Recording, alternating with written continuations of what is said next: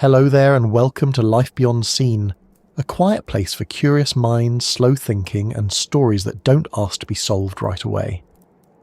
This channel is about stepping just slightly off the main road, away from the noise and into subjects that reward patience rather than urgency. The kind of ideas that unfold best when the lights are low, the day is done and nothing else is competing for your attention. Tonight's story lives in that exact space. It is not loud. It does not rush. It does not demand belief. It simply exists, waiting to be noticed.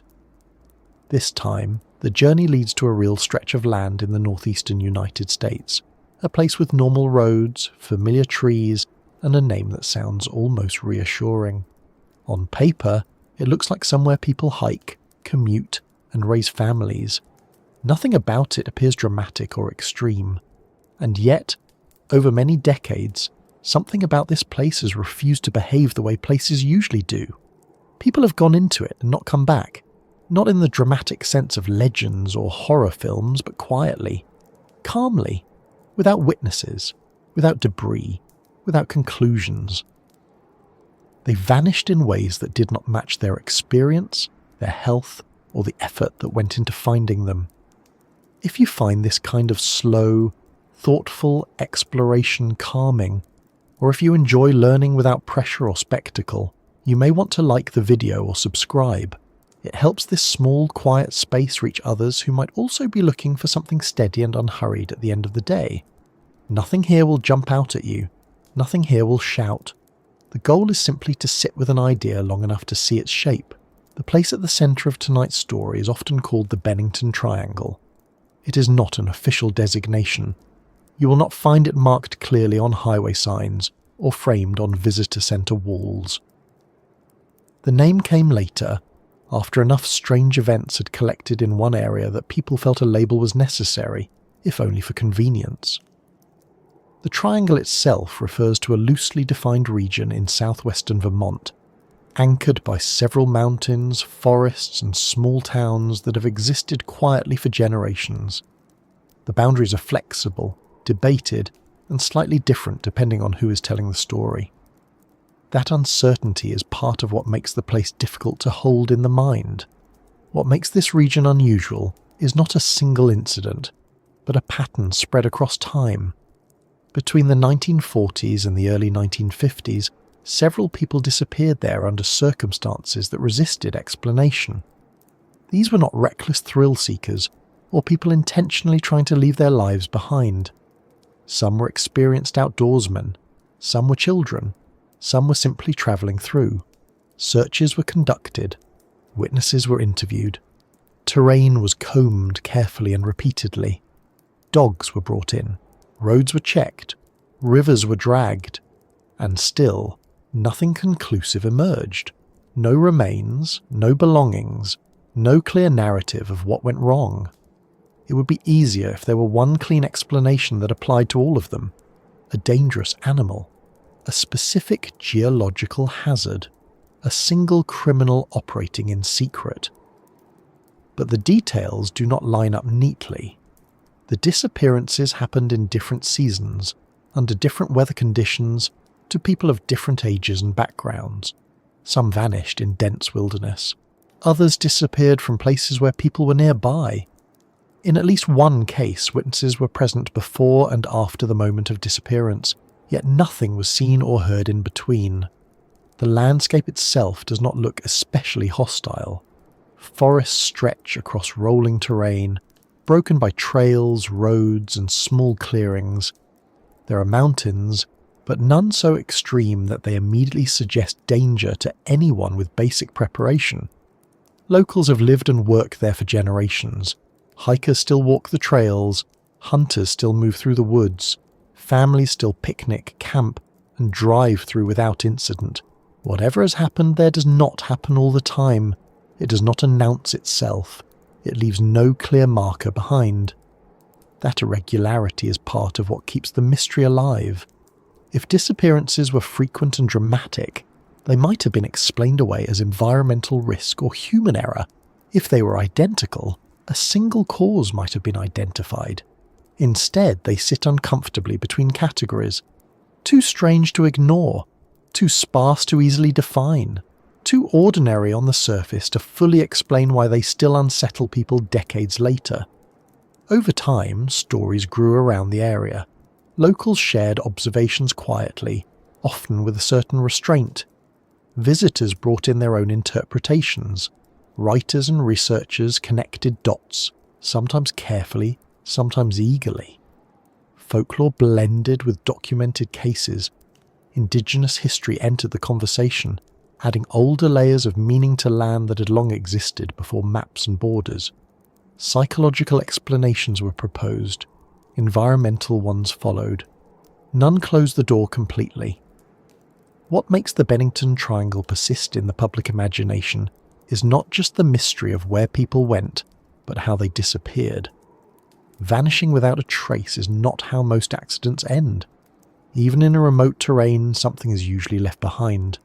A boot, a scrap of clothing, a disturbed path, a sound someone remembers later. Here, again and again, those expected signs were missing. Searchers described the area as oddly quiet. Dogs lost scent abruptly.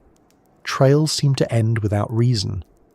In some cases, the terrain appeared to work against logic, offering no clear direction of travel that matched the person's experience level. This does not mean the forest itself is malevolent. Forests do not need intention to be dangerous. They only need time, scale, and indifference. But even that explanation leaves gaps. Experienced hikers rarely vanish entirely. Children rarely disappear without some sign of struggle or movement. People do not usually step off buses into nothingness while others are present nearby. And yet, these are the details preserved in reports and recollections. It is important to move slowly with a story like this. Sensationalism flattens it. Fear exaggerates it. Dismissal avoids it. The truth, whatever it may be, sits somewhere in between. The Bennington Triangle is not a single mystery but a collection of unresolved moments, each one ordinary enough on its own to seem manageable, and strange enough in context to resist closure. When placed side by side, these moments begin to suggest that something about this region behaves differently under certain conditions, or at least differently enough that normal explanations struggle to hold. As this story unfolds, there will be no attempt to prove a single theory. Instead, each disappearance, each environmental factor, and each historical layer will be examined carefully and plainly. The goal is not to convince, but to understand how a place earned its reputation and why that reputation has endured. Some explanations will feel sensible, others will feel incomplete. That tension is part of the subject itself. For now, it is enough to recognize that this is a real place where real people were lost, not symbolically or metaphorically, but physically.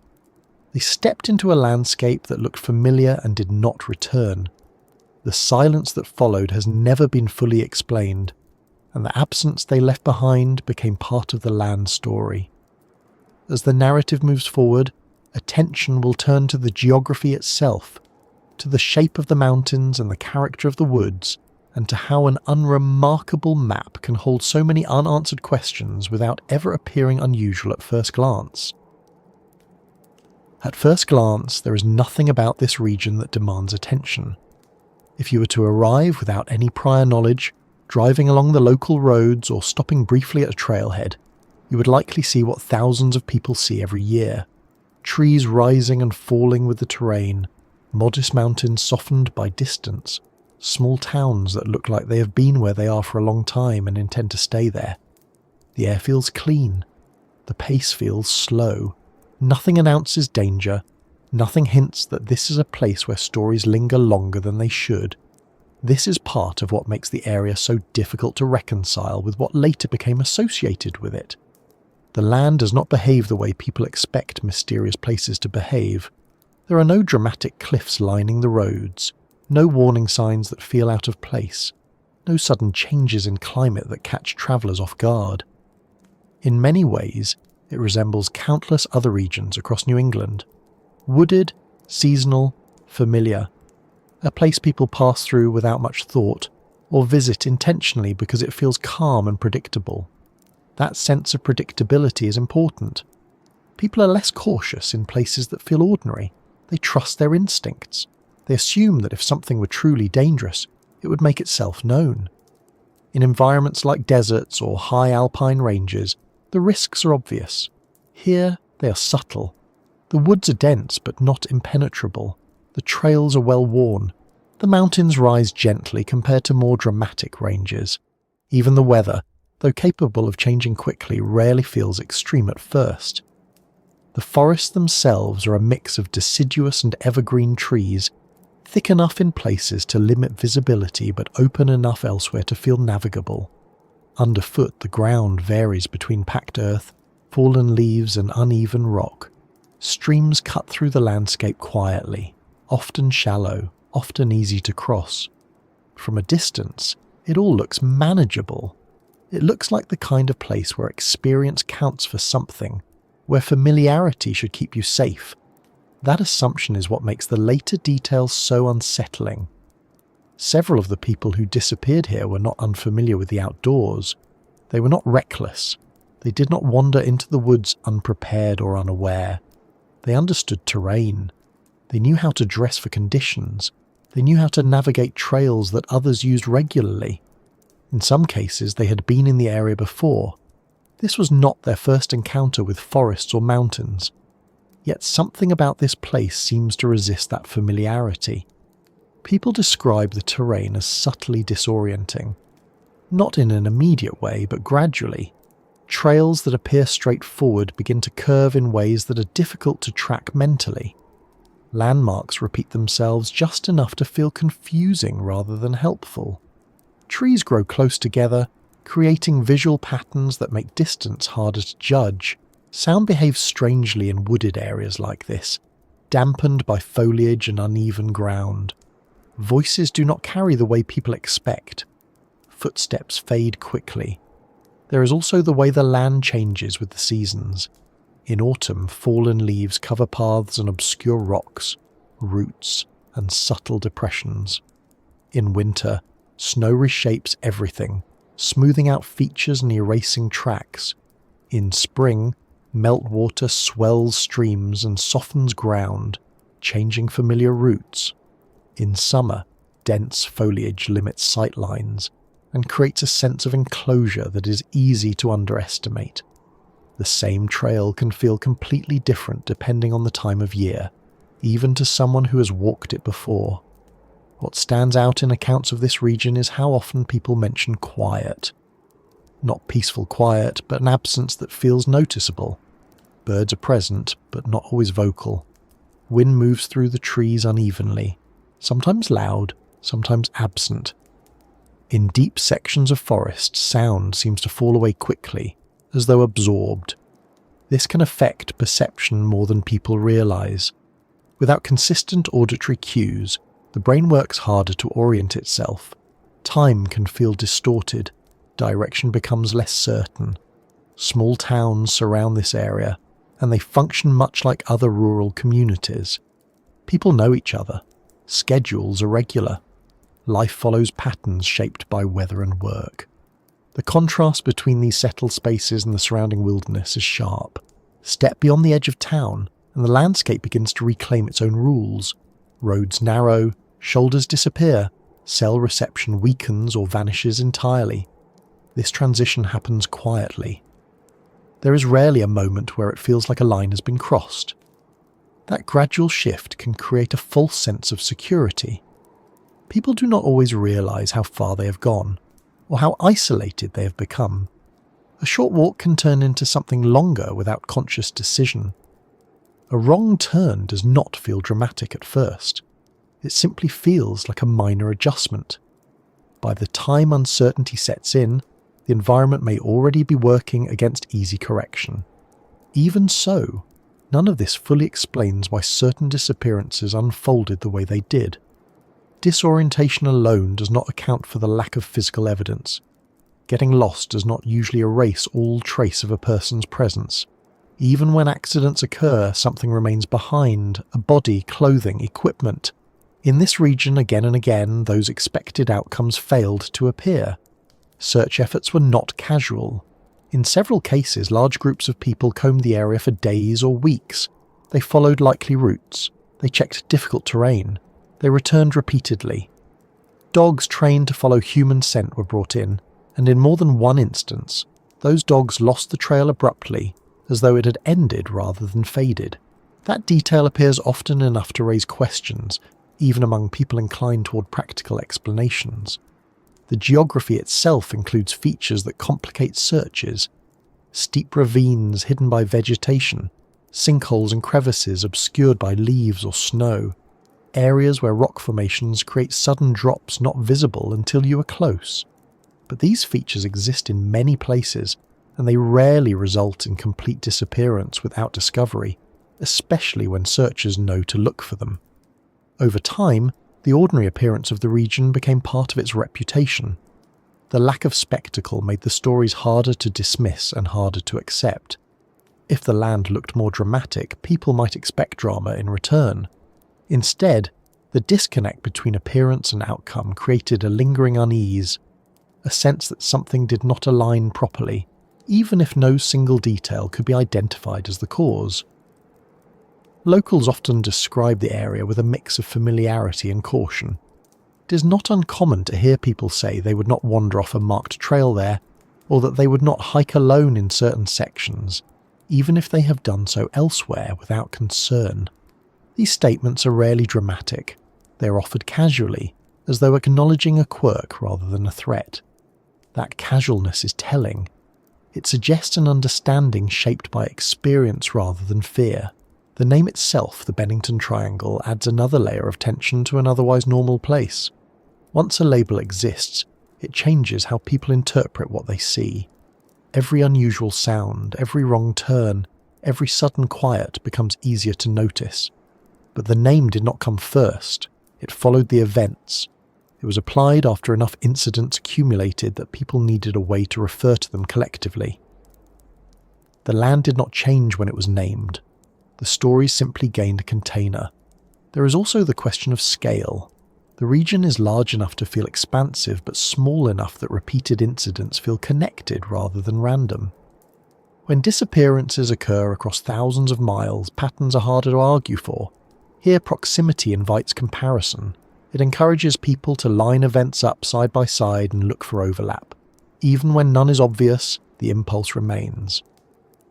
Perhaps what makes this place refuse to be ordinary is not that it behaves differently, but that it exposes how fragile ordinary expectations can be.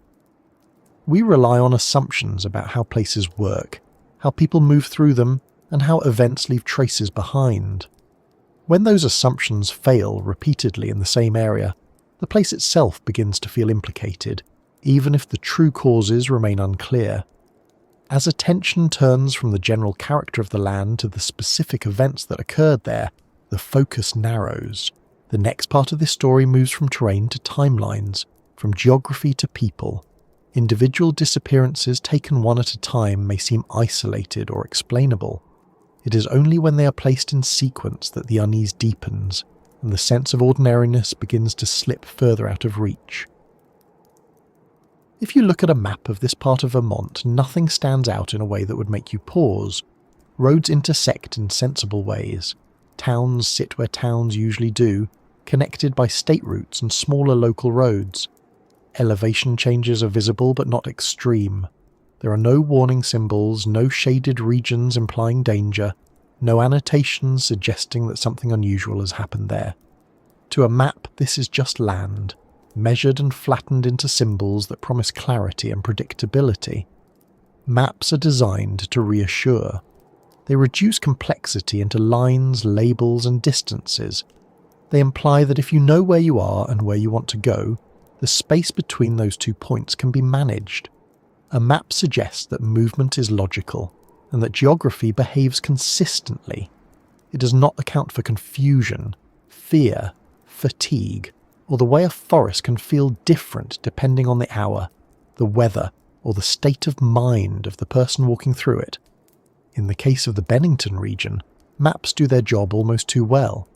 Trails are marked, peaks are named, Distances look reasonable.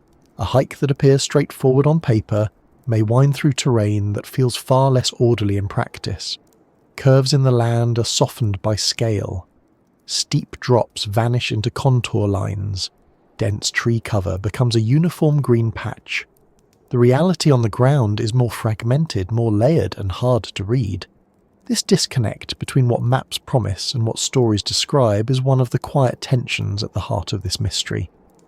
When people go missing in places that look dangerous on a map, the explanation often follows quickly. Here, the visual logic of the region clashes with the accounts that emerge from it. According to maps, people should have been found. According to stories, they were not. Search efforts began with maps. Teams planned routes, divided areas into grids, and followed established paths. They used elevation data to identify likely routes of travel. They noted water sources, ravines, and shelter points. This is how searches are supposed to work. The expectation is that a person, even one who is lost or injured, will interact with the landscape in ways that leave clues. Maps help anticipate those interactions. Again and again, that expectation failed to produce results. Searchers followed logical paths and found nothing. They explored areas that made sense and came up empty. In some cases, they expanded the search outward, assuming the missing person had travelled farther than expected. Still nothing. At times, the terrain itself seemed to work against the search in subtle ways. Visibility was limited, sound carried unpredictably, tracks disappeared quickly, erased by weather or covered by foliage. One of the most unsettling aspects of these searches is how often they returned to places already checked, not because new information suggested it, but because there were nowhere else to look. And yet, even with repeated passes, nothing emerged. No clothing snagged on branches, no equipment dropped along a trail, no signs of prolonged survival attempts. The land offered no narrative to follow. Stories began to fill the gaps left by maps. People remembered small details, a sighting that did not seem important at the time, a sound that was dismissed, a moment when something felt off but was quickly ignored. These details are difficult to verify and easy to question, yet they persist because they are all that remains. When physical evidence disappears, memory takes on more weight than usual. It is worth noting that many of these stories did not originate as folklore. They came from official reports, newspaper articles, and first-hand accounts. Over time, they were retold and reframed, but their core details remained consistent. A person left point A intending to reach point B. They did not arrive. Searches were conducted. The outcome was inconclusive. That pattern repeats with unsettling regularity. Maps do not capture the human element. They do not show how a trail feels after hours of walking. They do not indicate how quickly confidence can erode when landmarks stop matching expectations. They do not account for the way fear can narrow perception, or how exhaustion can alter judgment. In a place where orientation relies heavily on subtle cues, these factors matter more than distances measured in miles. There is also the issue of scale in time rather than space. Maps are static. They show everything at once, as though all points exist simultaneously. Stories unfold sequentially. They involve moments of decision, hesitation, and uncertainty. A wrong turn does not feel wrong immediately. It only becomes wrong later, when the surroundings no longer align with what was expected. By then, retracing steps may be more difficult than it appears on paper. Some people who have spent time in the region describe an odd sense of repetition, trails that seem to loop unexpectedly, clearings that resemble others just enough to confuse memory. This does not mean the land itself is deceptive, but rather that it lacks strong distinguishing features in certain areas. Without clear markers, the mind fills in gaps, sometimes incorrectly. Maps cannot show how similar one stretch of forest can look to another, when trees grow in patterns and undergrowth obscures ground-level detail. Stories also highlight moments where maps should have helped, but did not. In one case, a person was travelling a route that was familiar and well documented. The path was known. The distance was short. According to the map, there were limited options for deviation. And yet, the person vanished somewhere along that route without explanation. This kind of disappearance challenges the assumption that knowing the layout of a place is enough to ensure safety. As these stories accumulated, they began to shape how people interacted with the region. Hikers became more cautious. Locals offered advice quietly. Certain areas gained reputations, not because they were marked as dangerous, but because stories clustered around them. These reputations were informal and uneven. One trail might feel fine to one person and unsettling to another.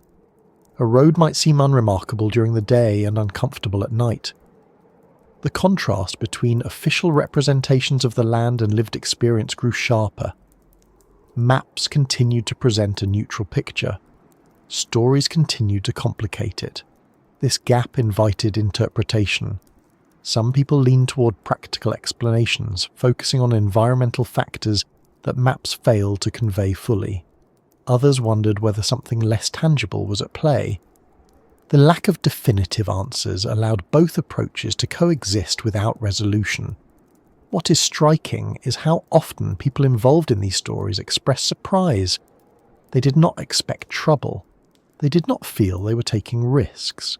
This suggests that the land does not communicate danger in obvious ways.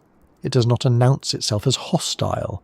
Instead, it allows people to proceed comfortably until something shifts, often without warning. Maps also do not show how isolation feels. 2 points may be close in distance, but separated by terrain that makes travel slow and exhausting. A road may appear nearby, but dense forest can make reaching it far more difficult than expected. Sound does not travel far in wooded areas, especially when wind and uneven ground interfere. Calling for help may feel futile even when others are relatively close. Stories capture these emotional and sensory details in ways maps cannot. They speak of silence, of confusion, of moments where the environment feels subtly wrong without offering a clear reason. These accounts are not uniform, but they share a tone of disorientation that is difficult to dismiss entirely. As time passed, the gap between what maps suggested and what stories described became part of the region's identity. People began to talk about the land as though it had two versions, one that exists on paper, orderly and navigable, and another that exists in experience, unpredictable and resistant to easy understanding. Neither version is false. They simply operate at different levels. This duality makes it difficult to draw conclusions.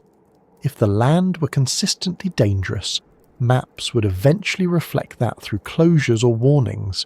If the stories were entirely exaggerated, they would likely fade with time. Instead, both persist. The map remains unchanged. The stories remain unresolved. Understanding this tension is essential before looking more closely at the individual disappearances. Each case unfolded within this gap between expectation and reality. Each began with a plan that made sense on a map and ended with questions that maps could not answer. As the focus shifts to those early incidents, the contrast becomes even clearer. What follows are not legends detached from place, but events rooted firmly in ordinary geography that behaved in ways no one anticipated. The earliest disappearances in this region did not arrive with drama or spectacle. There were no immediate headlines declaring a mystery, no urgent sense that something unusual was unfolding. At first, each incident stood alone. A missing person report, a search that came up empty, a quiet hope that answers would surface with time. This is how most unexplained cases begin, small and contained, treated as isolated misfortunes rather than pieces of a larger pattern. It is only in hindsight that these vanishings feel connected. When viewed one by one, they appear unremarkable enough to fit into familiar categories. A person goes out and does not return. Perhaps they became lost. Perhaps they were injured. Perhaps something else happened that could not be immediately determined. These are not rare events in rural or mountainous areas. What made these early cases different was not how they began, but how they ended, or rather, how they did not end at all. The first reports followed a familiar structure. Someone failed to arrive where they were expected. Concern grew. Authorities were notified. Searches were organised. Friends, family members and local volunteers joined in. These searches were not symbolic gestures. They were practical, methodical efforts guided by the assumption that the missing person was still within reach. People believed they were looking for someone who could be found. In the earliest cases, searchers expected evidence to surface quickly. A trail would narrow, a piece of clothing might appear, a body would be discovered, allowing grief to take a more defined shape. Instead, searchers expanded outward without finding anything that suggested progress. Days passed. Weather changed. Tracks faded. Still, nothing concrete emerged. One of the most troubling aspects of these early vanishings is how often the missing individuals were described as reliable. They were not known for disappearing without notice. They had routines. They had plans. Their absence created immediate concern because it was out of character, not because of known risk-taking behaviour. This made it difficult to attribute their disappearance to intentional withdrawal or personal crisis. The terrain did not offer easy answers either. In several cases, the area where the person was last seen was thoroughly searched, not just once, but repeatedly. The assumption that something had been missed began to feel less convincing as time went on. Searchers began to describe a sense of exhaustion, not only physical, but conceptual. There were only so many logical places a person could have gone. When all of them had been checked, uncertainty replaced direction. These early disappearances did not occur in a single year or even back-to-back. They were spread across time in a way that initially obscured any connection. It was only later, when people began to look backward, that the similarities became more apparent. The same general region, similar circumstances of disappearance, similar lack of evidence. Each case alone was troubling. Together they suggested something unresolved. Newspaper coverage at the time was restrained. Articles reported the facts without embellishment. There was no language of mystery, no suggestion of the unusual. This tone reflects how the events were understood at the time. They were tragedies, not phenomena.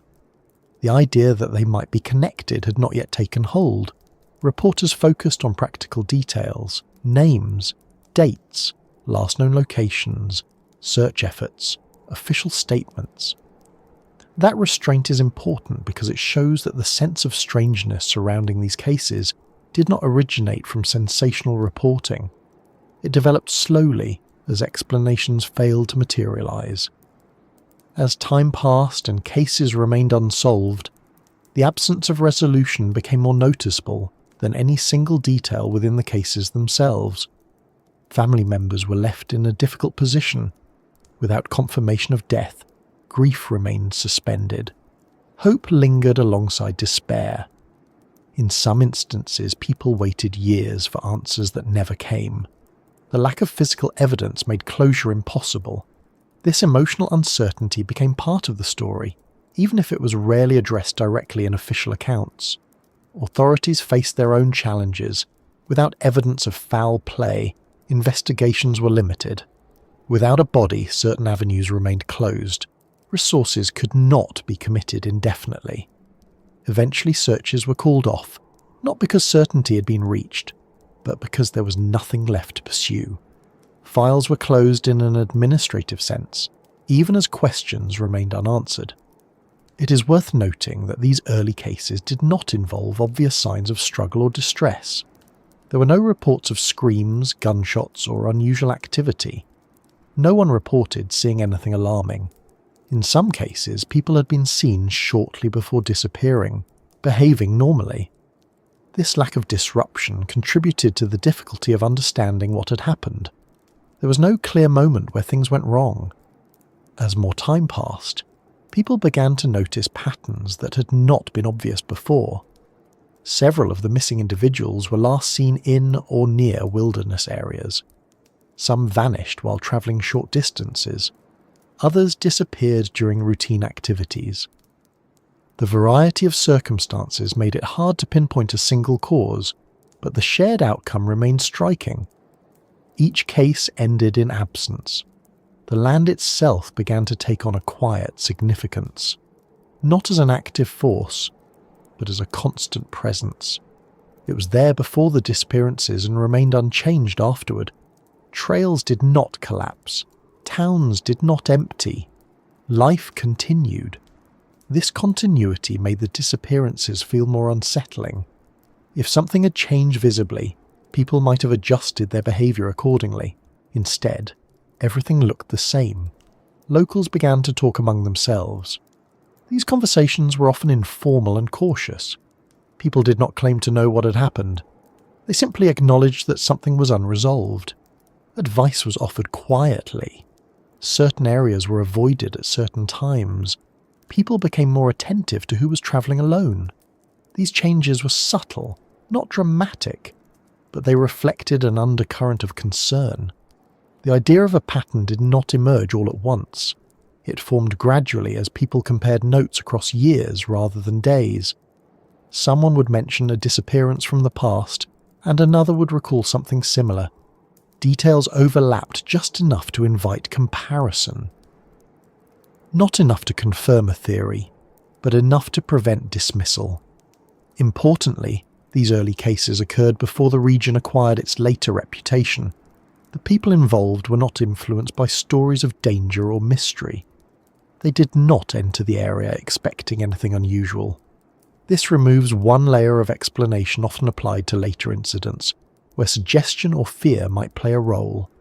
In these first vanishings, there was no narrative to influence perception. This absence of expectation makes the early disappearances particularly difficult to explain away. There was no pre-existing legend drawing people in or shaping their experiences. The events unfolded in a context of normalcy. Only afterward did they begin to feel out of place. Over time, researchers and writers revisited these cases, sometimes decades later. They examined old reports, interviewed remaining witnesses, and attempted to reconstruct timelines.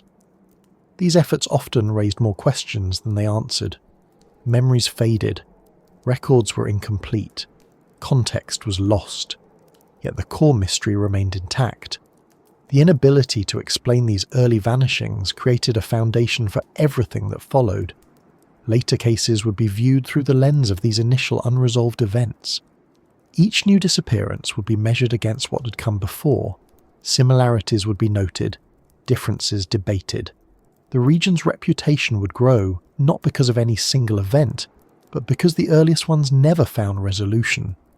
As attention shifts forward in time, individual stories begin to stand out more clearly. Specific names and circumstances emerge from the broader pattern. These stories bring the abstract idea of disappearance into sharper focus. They move the narrative from general uncertainty to personal loss. The next part of this exploration centers on one such case, a disappearance that would become one of the most discussed and enduring examples associated with this region, not because it was the most dramatic, but because it refused to fit neatly into any explanation offered at the time. Searchers expect mess. They expect disruption, mistakes, traces of panic or fatigue. When someone is lost, especially in wooded terrain, the environment usually tells a story even if the person cannot. A snapped branch, a scuffed rock, footprints that wander, circle, hesitate, clothing caught on underbrush, something dropped without realizing it. These signs are not dramatic, but they are common. They give direction. They give hope. They give a sense that the missing person is still part of the landscape in some detectable way. In the cases associated with this region, that story often failed to appear. Instead of a trail that faded gradually, searchers encountered something more troubling. The trail ended as though it had been deliberately erased, not worn down by time, not scattered by weather, but simply gone. This absence was not theatrical, it was clean. Too clean to sit comfortably with expectations. Dogs were brought in early during several searches. These animals are trained to follow scent even under difficult conditions. They can track across uneven ground, through water and over long distances.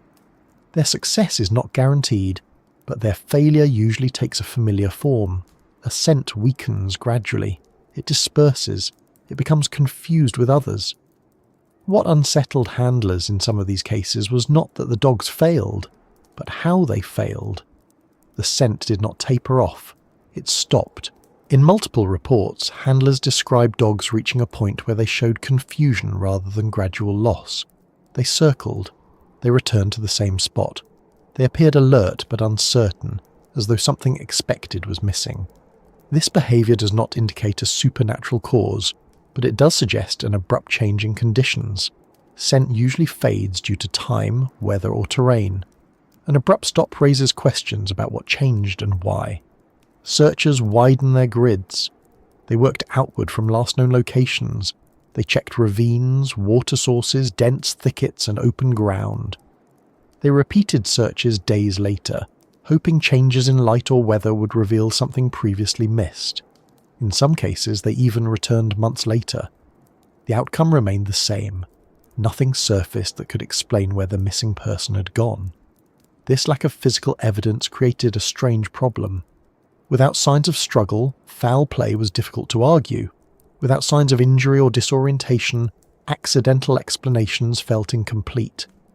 The land seemed to have swallowed people without leaving the mark such events usually produce. That idea is uncomfortable not because it implies something unnatural, but because it challenges the assumption that environments always respond visibly to human presence. The phrase, "without a trace," is often used loosely. In many missing person cases it means without a body. Here it was more literal. No trace meant no belongings, no clothing, no disturbed ground, no clear direction of travel.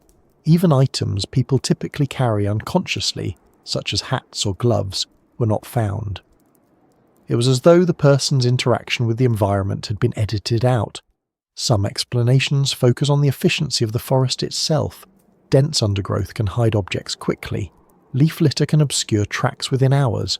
Rain can wash away scent and evidence. Snow can smooth everything into uniformity. These are valid considerations, and they apply to many wilderness searches. What makes this region stand out is the repetition of the same outcome across different seasons and conditions. In summer, foliage can hide much. In winter, snow preserves tracks. In spring, mud records movement clearly. In autumn, leaves complicate but do not erase everything at once. And yet, in cases spread across these seasons, the same pattern appeared. Searches began with confidence. They ended with nothing definitive to show for the effort. There is also the issue of time. In some cases, searches began quickly, narrowing the window during which evidence could be lost. People were reported missing within hours or a day. Weather had not yet had time to do significant damage. Even then, nothing meaningful was found. This makes it harder to attribute the absence entirely to environmental erasure. Another unsettling detail is how often searchers describe the terrain as deceptively open, near the point where trails ended. These were not always places where a person could easily vanish into dense cover without notice. Sometimes the ground was relatively clear, sometimes visibility extended farther than expected. The lack of clues in such areas felt disproportionate to the effort invested. Human behaviour under stress also complicates explanations. Lost individuals often make predictable mistakes. They follow downhill paths. They seek water. They cling to trails rather than leave them. They attempt to backtrack. These behaviours leave patterns that experienced searchers recognise. In the Bennington region, those patterns often fail to materialise.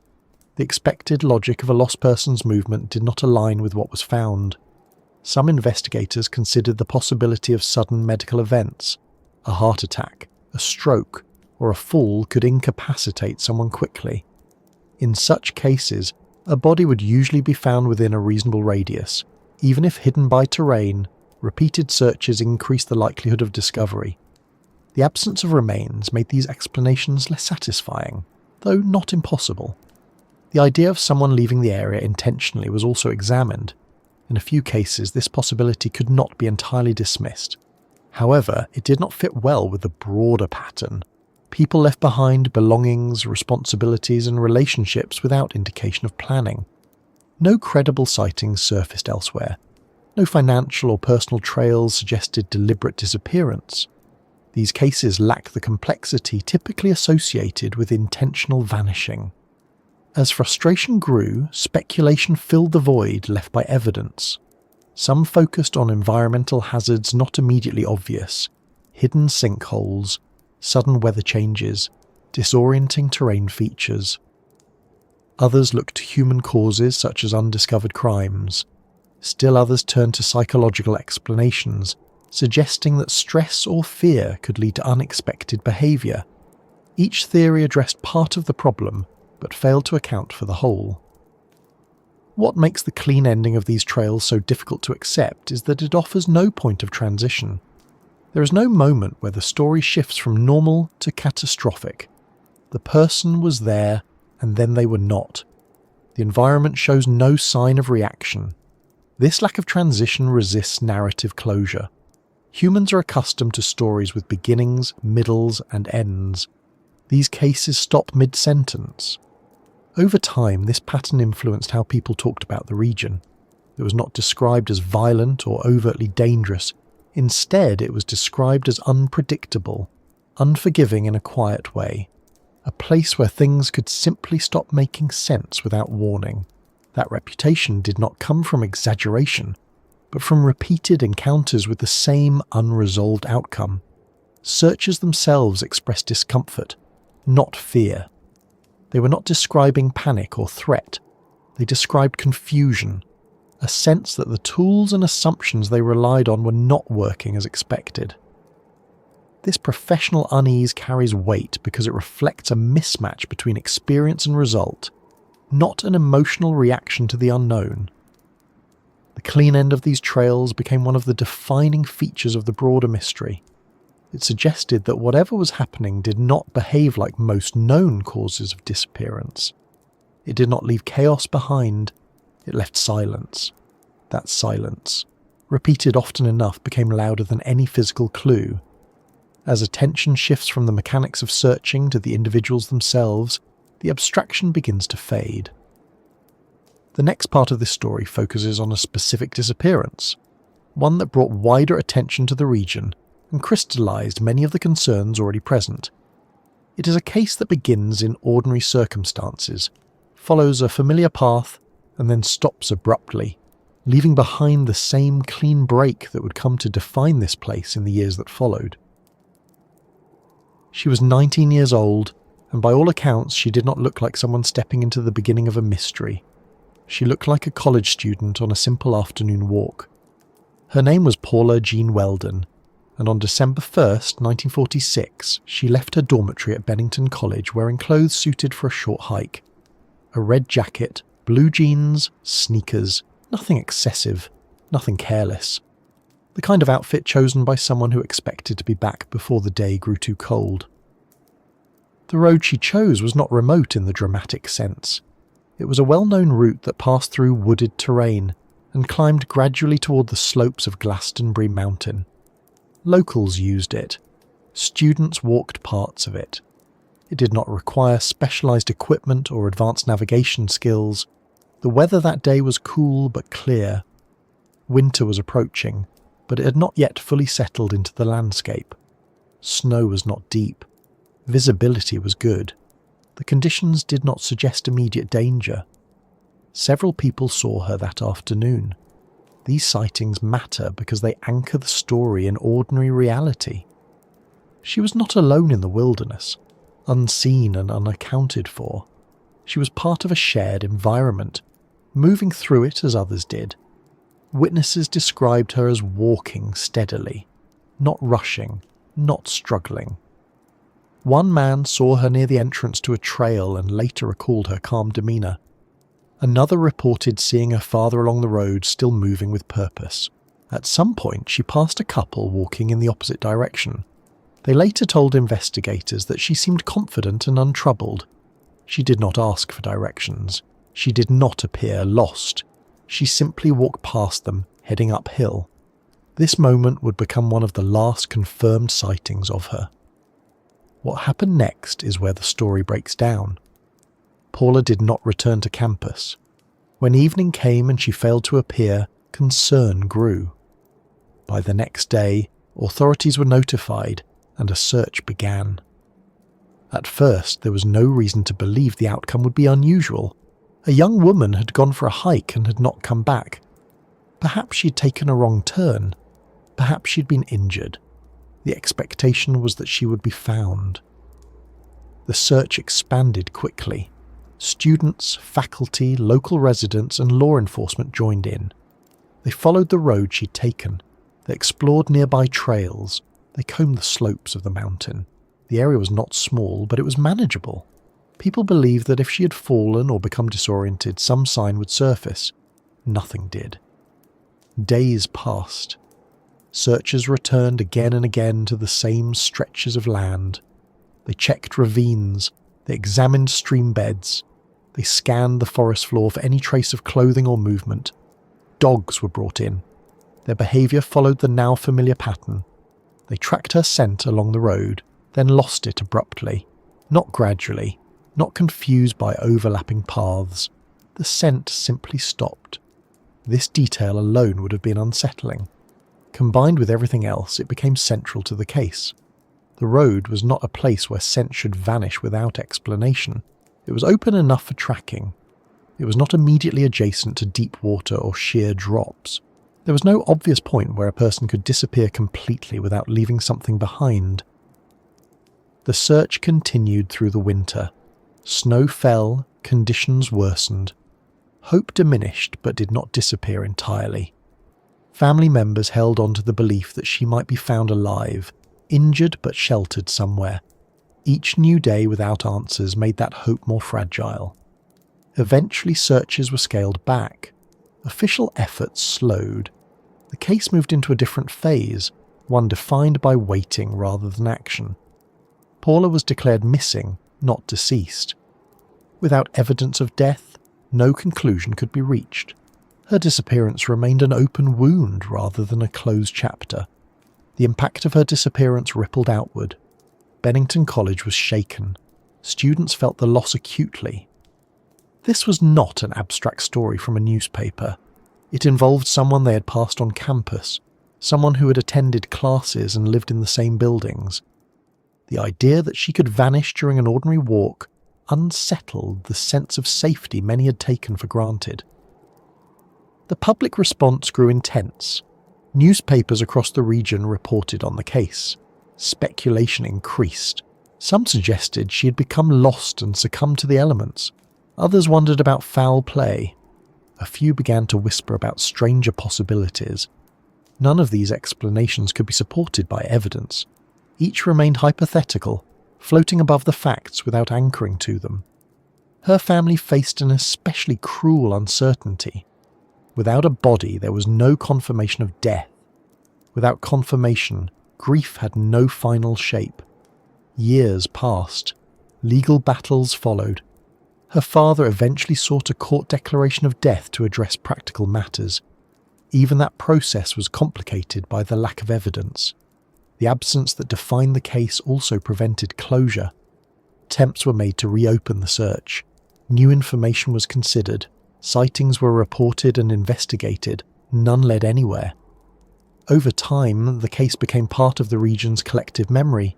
It was referenced when later disappearances occurred. It became a point of comparison. The first story people mentioned when trying to explain why the area felt different.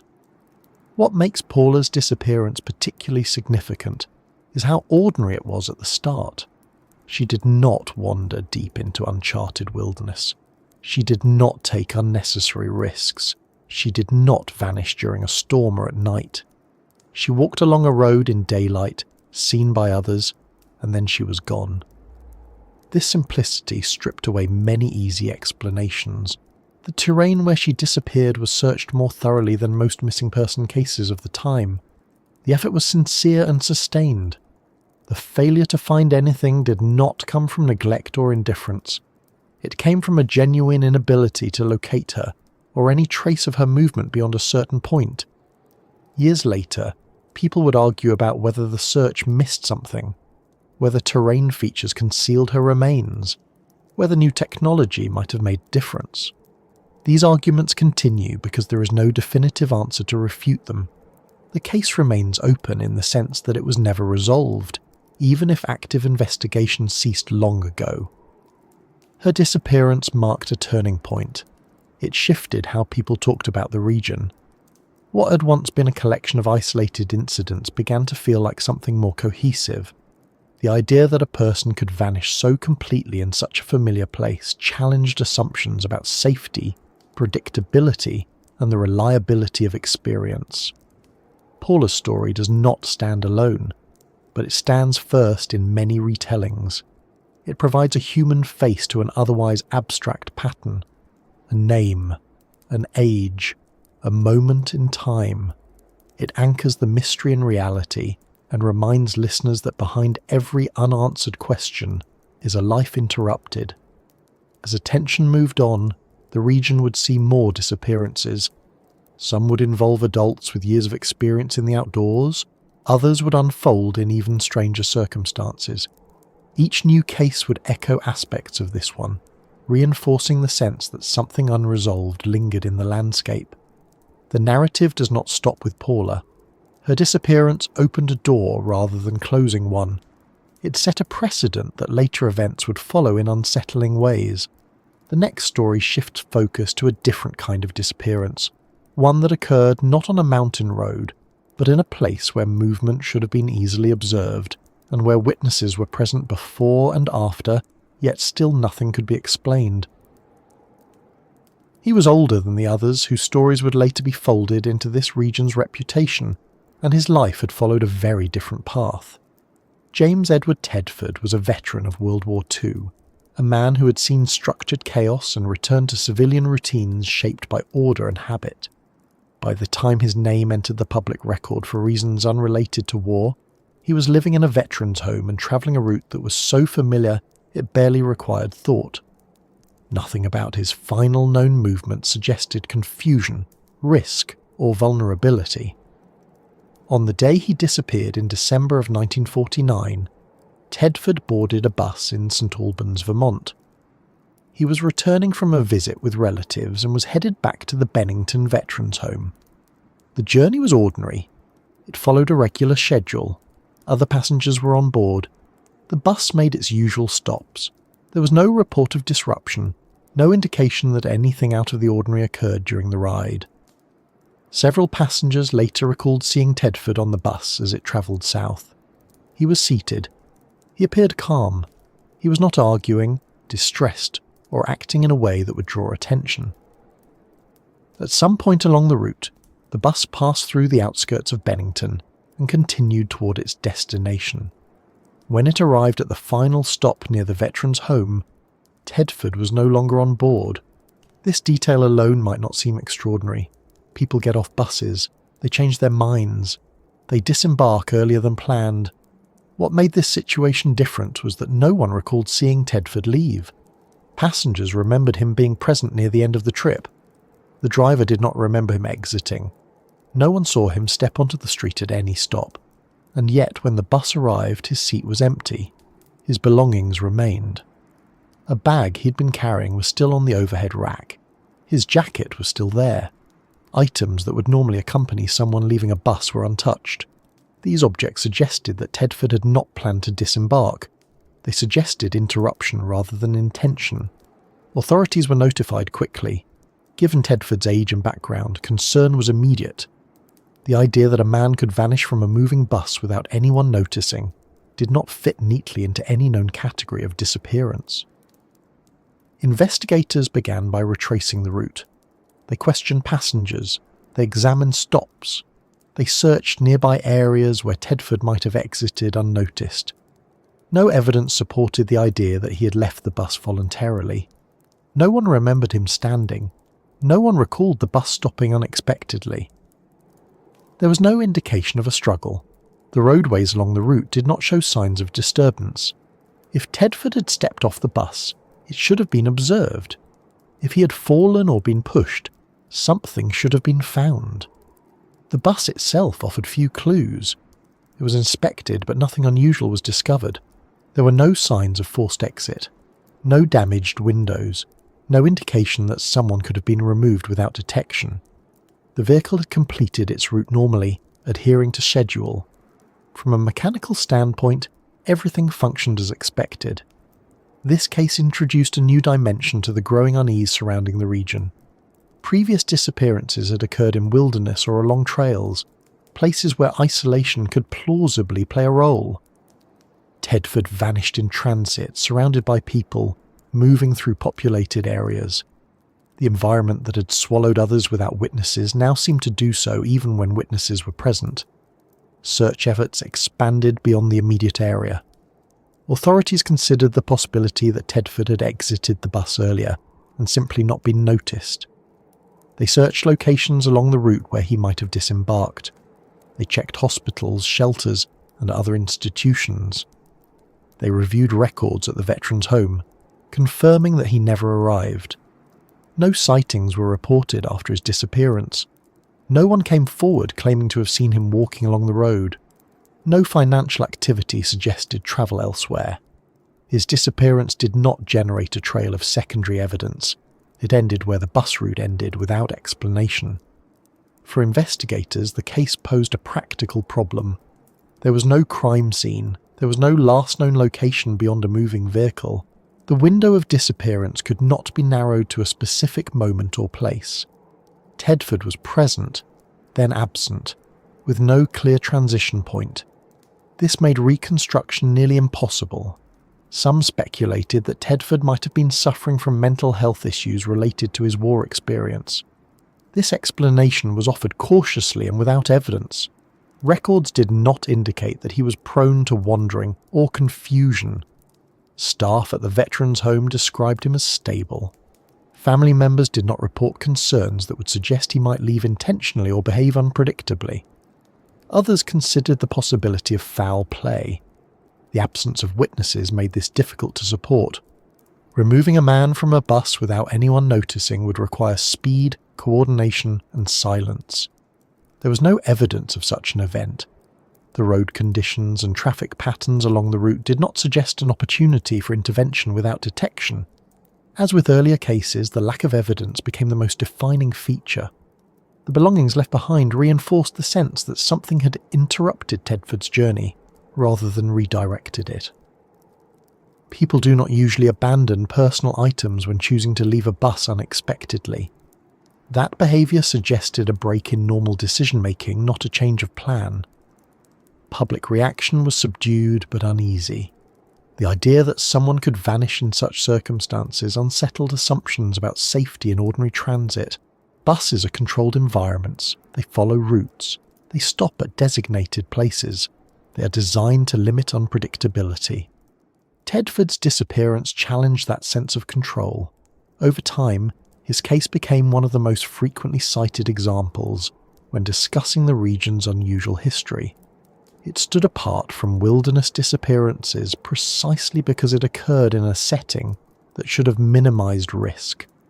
It suggested that the pattern extended beyond forests and trails into everyday infrastructure. This expansion of context mattered. It implied that whatever was happening was not limited to deep woods or isolated terrain. It could occur at the edges of town, along roads, in vehicles moving through shared space. That realization broadened the scope of concern and made it harder to contain the mystery within environmental explanations alone. Despite this, practical explanations continued to be explored. Investigators revisited timelines, they re-interviewed witnesses, they examined the possibility of missed observations. Each attempt circled back to the same problem. There was no evidence to build upon. The case stalled not because of negligence, but because it offered nothing to pursue. As years passed, Tedford's disappearance faded from immediate attention, but it did not disappear from memory. It lingered as an unresolved anomaly. When later vanishings occurred, people remembered the veteran on the bus and the empty street at the final stop. The story gained weight through repetition, not embellishment. Tedford's life before his disappearance added another layer of discomfort. He had survived war, navigated chaos, and returned to routine. The idea that he could vanish during a short bus ride home felt disproportionate to his experience. It inverted expectations about where danger lies and who is vulnerable. This case also reinforced a recurring theme. Disappearances here did not announce themselves with violence or noise. They occurred quietly, leaving behind intact surroundings and unanswered questions. The absence of disruption became the disruption. As attention moves forward, the pattern continues to evolve. The next disappearance would involve a child, a setting that magnifies uncertainty and emotional impact. The circumstances would be different again, yet familiar enough to echo what had already occurred. With each new case, the region's reputation deepened, not through escalation but through persistence. He was 8 years old, small enough that his presence could be overlooked in a crowd, yet old enough to walk with confidence beside adults. His name was Paul Jepson, and on October 12, 1950, he joined his mother on a short outing that was never meant to be memorable. The plan was simple. They would visit a nearby pig farm just outside Bennington. It was a casual errand, the kind of thing families did without hesitation, without preparation, without imagining that anything could go wrong. The area around the farm was open compared to the deep forest that defined much of the surrounding region. Fields stretched out with clear sight lines, fences marked boundaries, buildings were visible. This was not a place where someone could disappear easily or unnoticed, especially not a child. Paul was familiar with his surroundings. He had lived in the area. He was not exploring unknown terrain. He was walking somewhere he had likely been before. At one point during the walk, Paul moved ahead of his mother. Accounts differ slightly on the distance, but it was not far. He was not running. He was not leaving her sight intentionally. He simply walked a little faster, as children often do, confident that the adult behind them will catch up. This moment, unremarkable at the time, would later be examined in painful detail. When his mother reached the spot where she expected to see him waiting, Paul was gone. There was no sound, no call for help, no sign of distress. He had not wandered off down a visible path. He had not turned back. The ground showed no obvious disturbance. For a brief moment, his mother assumed he had stepped aside or hidden nearby. That assumption lasted only seconds before concern set in. Search efforts began almost immediately. Local residents joined in. Law enforcement was notified. The area was combed thoroughly. Fields were walked in careful lines. Buildings were checked. Nearby woods were searched. The openness of the terrain made the lack of results especially difficult to accept. There were few places for a child to hide, and fewer still where he could vanish completely. Dogs were brought in. As with previous cases, they followed Paul's scent for a short distance before losing it abruptly. Not at a road crossing, not near water, not at a location that suggested he had been picked up or carried away. The trail simply ended. This detail echoed earlier disappearances and deepened concern among those familiar with the region's recent history. Authorities considered every possibility: accidental injury, abduction, disorientation. None fit cleanly. There were no signs of a struggle. No witnesses reported seeing anyone suspicious. The area was not isolated enough to easily conceal a crime without detection. The timing was too short for someone to remove a child without being noticed. Searches expanded outward in widening circles. Rivers and streams were examined. Wells were checked. The nearby woods were searched repeatedly. Helicopters surveyed from above. Volunteers returned day after day. The effort was exhaustive by the standards of the time, driven by urgency and the emotional weight of a missing child. Nothing was found. Paul's clothing was not discovered. His body was not recovered. No evidence surfaced that could explain where he went after walking a few steps ahead. The simplicity of the event made the outcome harder to reconcile. Children wander, but they leave traces. They cry. They trip. They get stuck. Even tragic accidents usually leave something behind. Here, there was nothing. The case attracted national attention. Newspapers reported on it widely. Comparisons were drawn to earlier disappearances in the region, including Paula Weldon and James Tedford.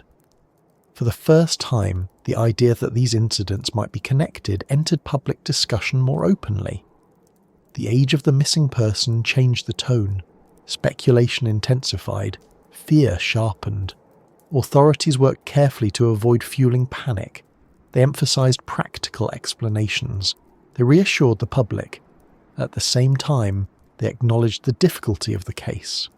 The lack of evidence limited investigative options. Without direction to pursue, the search eventually slowed, though it never truly ended in the minds of those involved. Paul's family faced a devastating uncertainty. Unlike cases where loss can be mourned with finality, this disappearance suspended them in a state of not knowing. Years passed without answers. Sightings were reported and investigated. None were confirmed. Each lead raised hope briefly before dissolving. What made Paul's disappearance particularly disturbing was how visible his last moments should have been. This was not a deep forest. This was not a mountain trail. This was an open area where a child walking a short distance ahead should have remained in sight. The fact that he did not suggested a sudden interruption, not a gradual drifting away. Some later theories suggested that Paul may have wandered into nearby woods unnoticed. Others proposed abduction, though no evidence supported it. The openness of the land worked against both explanations. There were no clear entry points into concealment, no tracks leading away, no witnesses to support intervention. Over time, Paul's story became one of the central examples cited when discussing the Bennington region. It challenged assumptions about where disappearances could occur. It suggested that isolation was not a requirement, that proximity to others did not guarantee safety, that ordinary moments could fracture without warning. The emotional impact of a child's disappearance also changed how people perceive the pattern. Adults choose risk. Children do not. Paul had not made a decision that led him into danger. He simply walked ahead, trusting that the world would behave as it usually did. That trust was broken. The land did not change afterward. The farm continued operating. Fields were worked. Roads were used. Life went on. This continuity felt wrong to those who remembered the event. The absence of visible consequence made the disappearance feel unresolved in a way that lingered. As with previous cases, Paul's disappearance resisted categorization. It did not fit neatly into accident, crime, or misadventure. It sat uncomfortably between possibilities supported by none. The clean break between presence and absence echoed earlier stories and reinforced the sense that something about this place defied normal expectations. With each new case, the question shifted slightly. It was no longer just how people disappeared, but under what conditions disappearance seemed possible. The range of environments expanded. Wilderness, roads, buses, open fields. The common thread was not location, but outcome. Attention would soon turn to another disappearance, one involving someone deeply familiar with the woods themselves. A man who knew the land, who navigated it for a living, and who vanished under circumstances that further complicated any attempt to define what was happening. He was not new to the forest. He did not wander into unfamiliar terrain without preparation or knowledge. Midi Rivers had spent years moving through these woods with confidence and purpose. He knew the slopes, the clearings, the places where the ground softened after rain, and the places where it stayed firm even in winter. Hunting was not a hobby for him. It was a skill shaped by repetition, attention, and experience. When he entered the forest, he did so with the expectation that he understood its language. In November of 1945, Rivers was part of a small hunting party near the slopes of Glastonbury Mountain. The group was made up of men who knew one another and trusted each other's abilities. They moved through the terrain with an understanding of how to stay together while still covering ground. This was not a casual walk. It was organised, deliberate, and shaped by shared experience. At one point, Rivers separated slightly from the group, not in a way that raised concern, not in a way that suggested risk. He walked ahead, intending to scout or reposition. This kind of movement was routine. Hunters often spread out briefly to improve visibility or track movement. The separation was measured in minutes, not hours. When the others expected him to reappear, he did not. At first, there was no alarm. They assumed he had taken a slightly longer route or paused to examine something. The woods were quiet, but not unusually so. After a short while, they called out. There was no response. They waited, then called again. Still nothing. Concern grew quickly because Rivers was not someone who disappeared without explanation. He understood how to maintain orientation. He understood the importance of staying within range of others. He understood the risks of silence in the woods. His absence did not fit his habits. The search began immediately. The other hunters retraced their steps. They followed the direction Rivers had taken. They scanned the ground for tracks. They listened. The forest offered no reply. There were no signs of struggle, no disturbed foliage, no indication that he had fallen or been injured. Authorities were notified, and a larger search effort followed. Given Rivers' experience, there was an assumption that if something had happened, it would leave evidence. An experienced hunter does not vanish easily. He leaves tracks. He leaves decisions behind in the shape of movement. He interacts with the land in visible ways.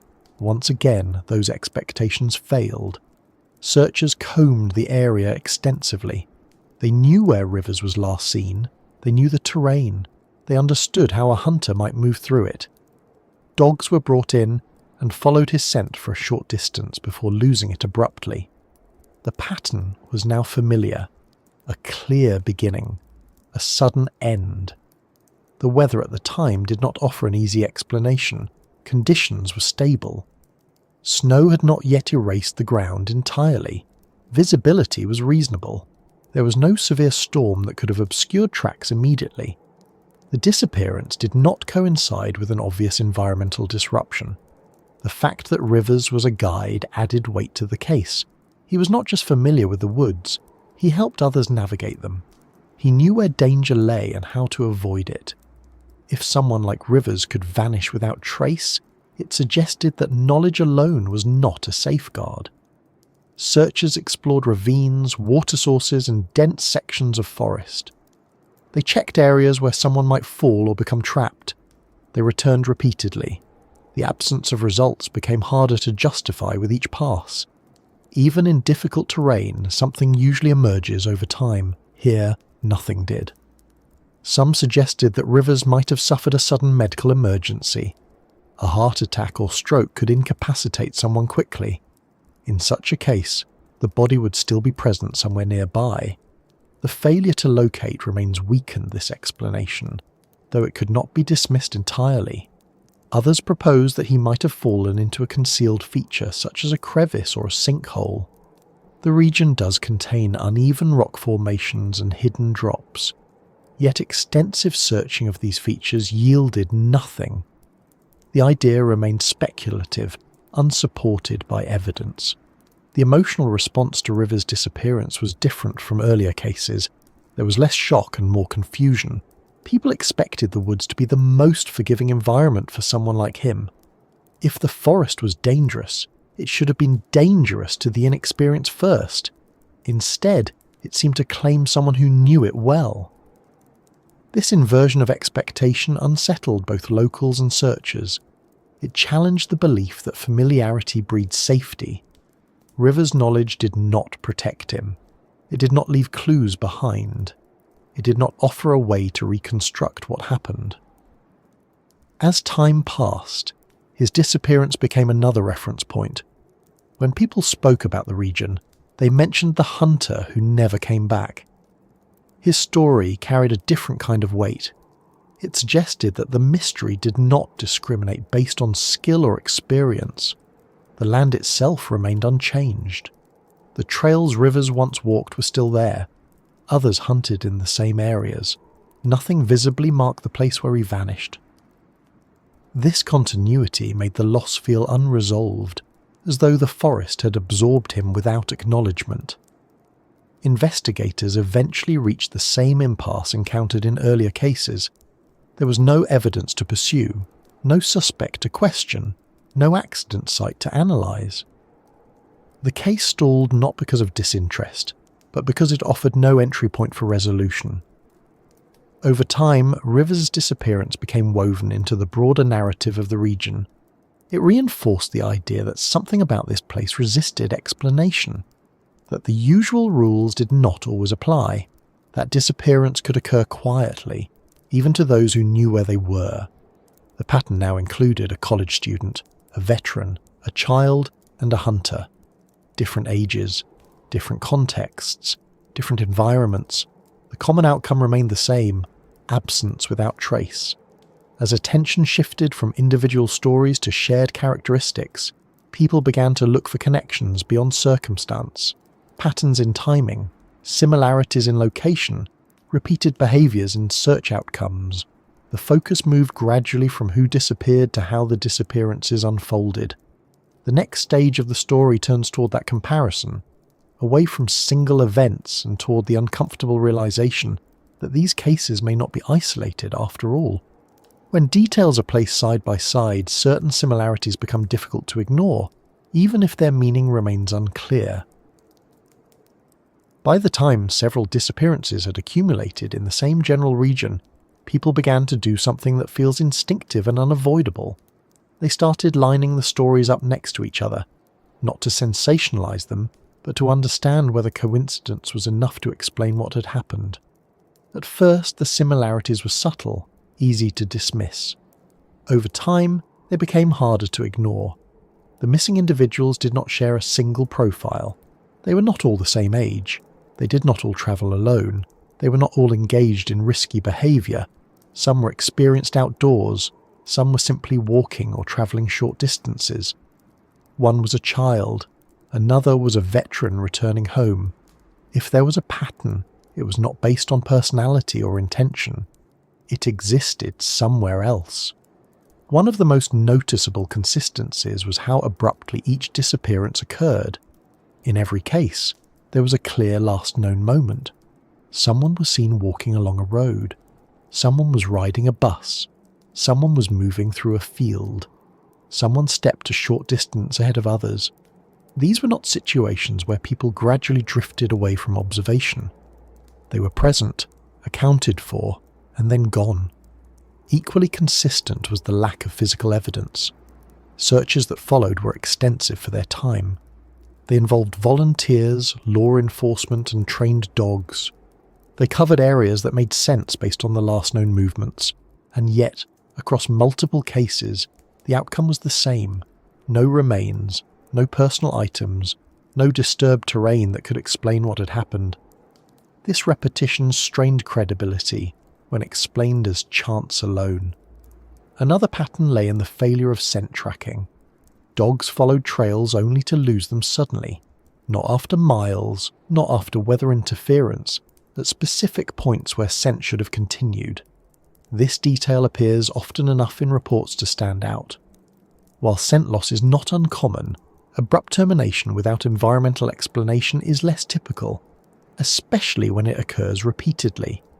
Time also played a role. These disappearances were spread across years, but they clustered within a relatively short historical window. This was not a single incident followed by long silence. It was a series of unresolved cases occurring often enough to remain in local memory. The region did not have decades to forget between events. Each new disappearance reopened old uncertainty. Location mattered as well. While not every disappearance occurred in the same spot, they occurred within a limited geographic range. The distances involved were small enough to invite comparison. People could point to a map and trace connections. This proximity made it difficult to argue that each case was entirely unrelated to the others. The environments varied, but they shared certain characteristics. Transitional spaces appeared frequently, edges between town and wilderness, roads leading into forested areas, open land near wooded terrain, places where human order begins to thin and the landscape asserts itself more strongly. These were not deep, remote locations far removed from civilization. They were thresholds. Another unsettling similarity was how often witnesses were nearby. People saw Paula Weldon shortly before she vanished. Passengers remembered James Tedford on the bus. Paul Jepson was walking within sight of his mother. Midi Rivers was part of a group moments before he disappeared. These were not cases of people entering solitude unnoticed. They vanished from shared spaces. The disappearances also resisted escalation.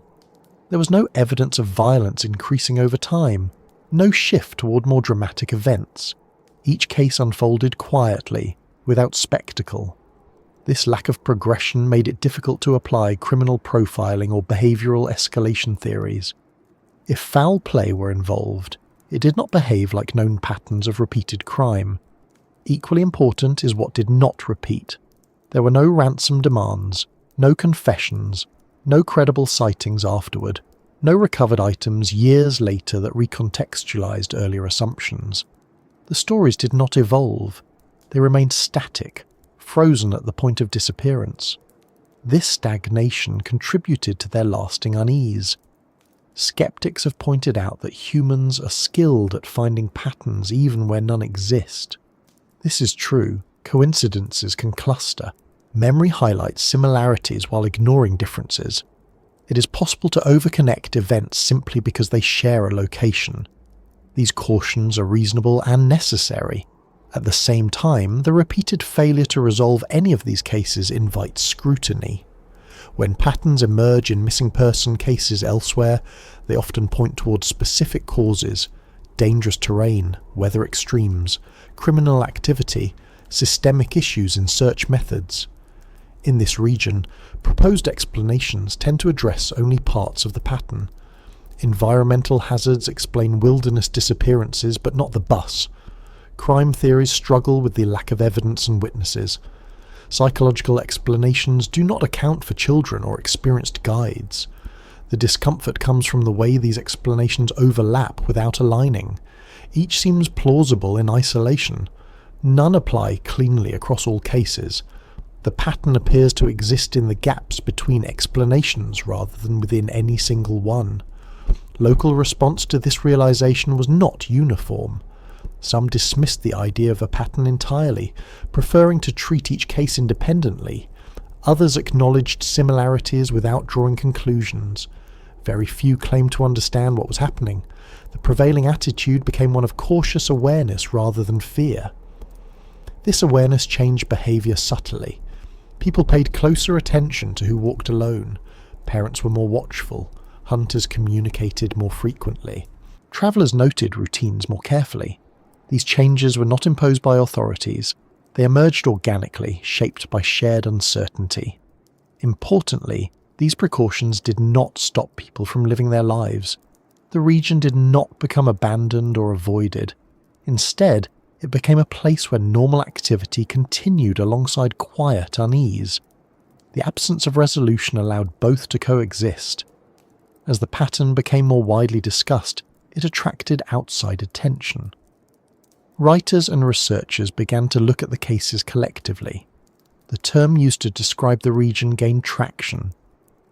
With that attention came both careful analysis and less disciplined speculation. Sorting between them became increasingly difficult. What remained striking is that the pattern was recognized not because of exaggeration, but because of restraint. The stories did not grow more dramatic with retelling. They remained stubbornly simple. Person present. Person gone. Search conducted. No result. That simplicity, repeated often enough, created its own weight. Patterns that should not exist do not announce themselves. They become visible only after time has passed and comparison becomes unavoidable. By then, it is often too late to gather new evidence. What remains are records, memories, and unanswered questions. As attention shifts forward, the focus moves away from cataloguing similarities and toward understanding the environment itself. If these patterns are not rooted solely in human behavior, then the landscape must be considered more carefully. The next part of this exploration turns toward how the forest behaves. how terrain and sensory perception can shape experience, and why places that look navigable on paper can feel deeply confusing on the ground. Forests are not silent, but they are selective about what they allow you to hear. Sound behaves differently beneath a canopy. It bends, softens, and sometimes disappears altogether. What carries clearly in open space becomes muted and distorted among trees. This is not mysterious in itself. It is physics. Leaves absorb high frequencies. Uneven ground scatters vibrations. Trunks interrupt the straight-line travel of noise. What matters is how this changes human perception, when orientation depends on hearing as much as sight. In the wooded areas surrounding Glastonbury Mountain, this effect is pronounced. The forest is dense in places, layered with undergrowth, fallen branches, and uneven elevation. Sound does not travel far or reliably. A voice called out may seem close one moment and distant the next. Footsteps may vanish after only a few meters. Wind moves unevenly, sometimes amplifying noise, sometimes cancelling it out entirely.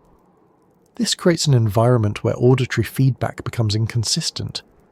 Humans rely on sound more than they realize when navigating space.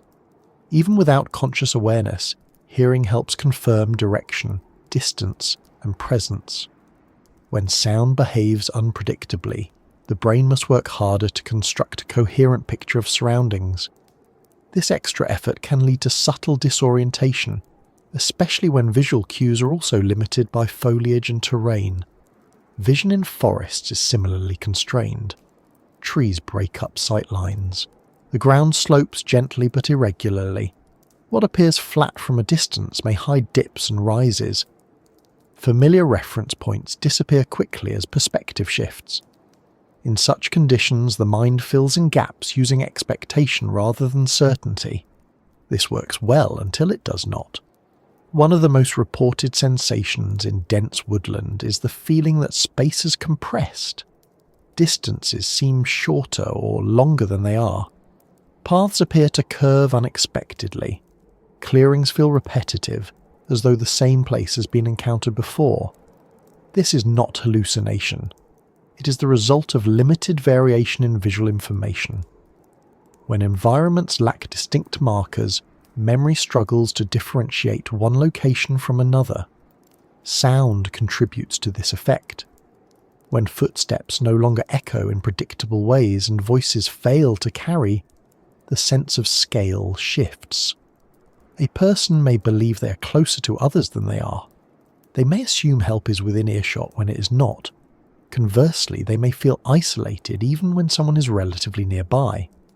Both assumptions can influence decision-making. Time perception also changes in forests. Without clear auditory or visual markers of progress, minutes can stretch or collapse. A short walk may feel longer. A long search may feel brief. This distortion affects judgment, particularly under stress. When combined with fatigue or cold, it can lead to choices that seem reasonable in the moment but lead farther from safety. The terrain around Glastonbury Mountain adds another layer of complexity. The land rises and falls in gradual ways that do not announce themselves clearly. Slopes may be shallow enough to walk without noticing the incline, yet steep enough to alter direction subtly over time. A person may believe they are travelling straight when they are not. Over distance, these small deviations compound. Waterways complicate navigation further. Streams and brooks cut through the land irregularly. They may be shallow and easily crossed, or suddenly deep and impassable depending on season and weather. The sound of running water can mask other noises.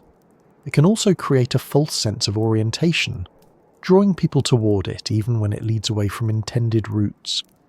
In colder months, snow reshapes the environment entirely. It muffles sound further, creating an even quieter landscape. Footsteps become softer. Voices are absorbed. At the same time, snow hides hazards. Rocks, holes, and uneven ground vanish beneath a uniform surface. Tracks may preserve movement briefly, then disappear with wind or additional snowfall. Navigation becomes both simpler and more deceptive. In warmer seasons, foliage closes in. Leaves block sight lines and absorb sound. Insects add a constant background noise that masks subtle cues. The forest feels alive but opaque. Movement within it becomes harder to track, both for those inside and those searching from outside. These sensory effects are not dangerous by default. Millions of people walk through forests safely every year. The issue arises when something interrupts normal movement. An unexpected injury, a moment of confusion, a sudden change in weather. In such moments, the forest's influence on perception becomes critical. Searchers often describe how difficult it is to locate someone even a short distance away.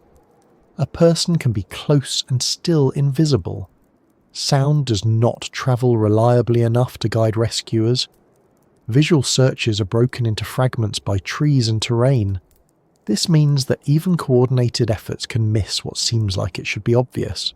However, these challenges still do not fully explain the absence of evidence in the Bennington region cases.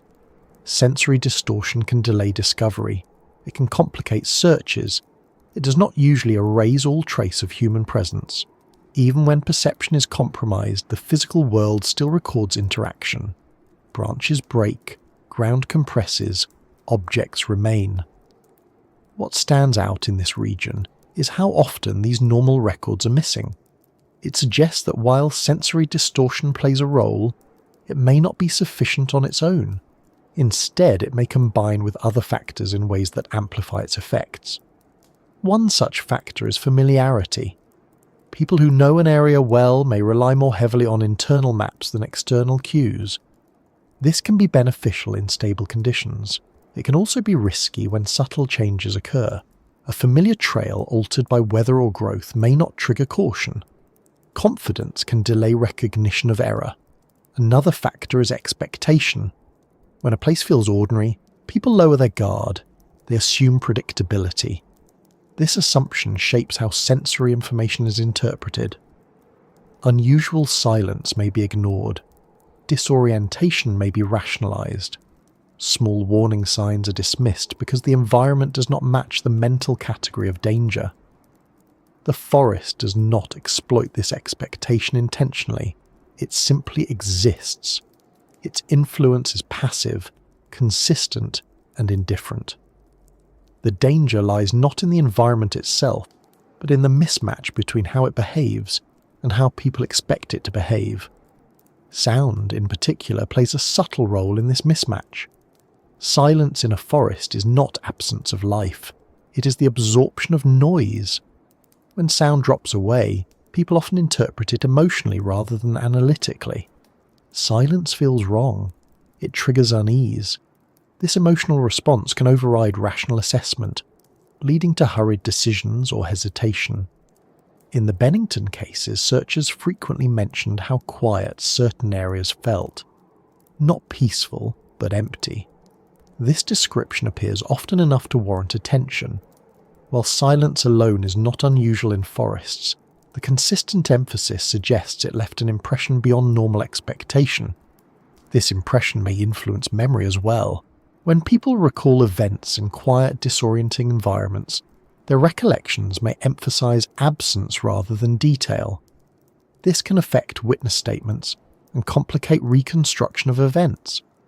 What remains clear is what was not present rather than what was. The forest also alters the sense of boundary.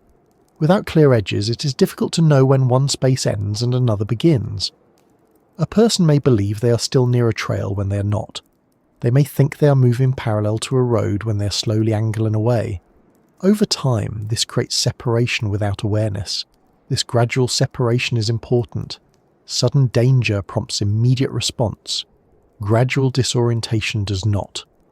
By the time a person realizes something is wrong, they may be farther from help than they realize, both physically and perceptually. Again, these effects are common in wooded environments worldwide. What makes the Bennington region distinct is not their presence, but their apparent alignment with disappearance rather than delayed discovery. The forest seems to facilitate not just confusion, but erasure. some researchers have suggested that the terrain's acoustic properties may affect how search efforts overlap. Sound-based coordination becomes less effective. Calls between searchers may not reach as expected. This can create gaps in coverage even during organised searches. While this does not explain total absence, it contributes to missed opportunities. Others point to psychological narrowing under uncertainty. When searchers expect to find something and do not, their focus may unconsciously narrow rather than expand. This can lead to repeated searches of the same logical areas while missing less obvious ones. Over time, this reinforces the sense that nothing is there to find. The forest does not actively conceal. It simply does not reveal. It does not guide or mislead. It allows human assumptions to play out without correction. In places where those assumptions fail repeatedly, the outcome feels unnatural even when the processes involved are entirely natural. Understanding what the forest does to sound and sense helps explain part of the puzzle. It shows how perception can fracture quietly, how orientation can slip without drama, how confidence can persist past the point where it should. It does not explain everything, but it reframes the environment from neutral backdrop to active influence. As attention moves forward, the focus shifts again, from how the forest affects perception to how people have tried to explain these effects over time. Rational theories, environmental explanations, and practical reasoning have all been applied to this region. Some fit better than others. The next part examines those explanations, not to dismiss them, but to see where they hold and where they begin to strain under the weight of repeated absence. When faced with repeated disappearances, the human response is not to leap immediately into the unknown, but to search for explanations that feel grounded and practical. This instinct is not a flaw. It is a form of respect for reality. Before invoking anything unusual, people want to know whether familiar forces might be enough. In the case of this region, many explanations have been proposed that almost work. They address parts of the mystery convincingly. They explain individual cases reasonably well. What they struggle to do is account for all of it at once. One of the first explanations offered is exposure. Vermont's weather can change quickly, especially in elevated terrain. Temperatures drop, wind increases. Hypothermia becomes a risk even when conditions seem manageable at first. People underestimate how rapidly cold impairs judgment. A person may continue walking when they should stop. They may remove clothing, paradoxically, as confusion sets in. Exposure has claimed many lives in wilderness areas, and it often leaves behind limited evidence. This explanation fits some aspects of the cases. It accounts for disorientation. It explains why someone might wander away from safety. It aligns with the seasonal timing of certain disappearances. What it does not explain well is the absence of remains. Even in cases of fatal exposure, bodies are typically recovered eventually. Bones surface, clothing is found. Animals may scatter remains, but rarely erase them entirely, especially across repeated searches. Another frequently cited explanation is terrain-related accident. Hidden ravines, steep slopes, and uneven ground can cause sudden falls. A person could be injured or killed quickly without making noise or leaving clear tracks. In forested areas, vegetation can obscure a fallen body from view. This theory is often paired with the idea that searchers simply missed something. Accidents do happen this way. Search teams acknowledge that no search is perfect. However, in the Bennington region cases, searches were extensive and repeated. The same areas were checked multiple times by different groups. Over time, probability shifts. While one missed accident is plausible, several across the same region without later discovery becomes harder to accept. Water is another explanation that often surfaces. Streams, brooks, and rivers can carry bodies away. Cold water accelerates hypothermia. Currents can move remains far from the point of entry. In some cases, water obscures scent trails and physical evidence. This theory is compelling when disappearances occur near significant bodies of water. In this region, however, water features are relatively modest. Streams are shallow in many places. Rivers are not large enough to easily conceal or transport bodies without detection. Searches of waterways did not yield results consistent with this explanation. Animal activity has also been suggested. Predators exist in the region, and scavengers are common. An animal could attack or disturb remains after death. Over time, this could reduce evidence significantly. This explanation often arises when no other cause is apparent. Predation, however, usually leaves signs, tracks, blood, disturbed ground. In the cases examined, such signs were absent. Moreover, predators do not typically remove clothing or personal items cleanly. The lack of any such indicators weakens this theory, though it cannot be dismissed entirely. Human involvement is another category of explanation that receives attention. Abduction, assault, or murder could account for sudden disappearance. A person could be removed quickly, leaving little evidence behind. This explanation often emerges strongly in cases involving children. In the Bennington cases, evidence supporting criminal activity is thin. There were no ransom demands, no confessions, no credible witnesses reporting suspicious behaviour. The logistics of committing repeated, undetected crimes across different contexts without leaving a trail is complex.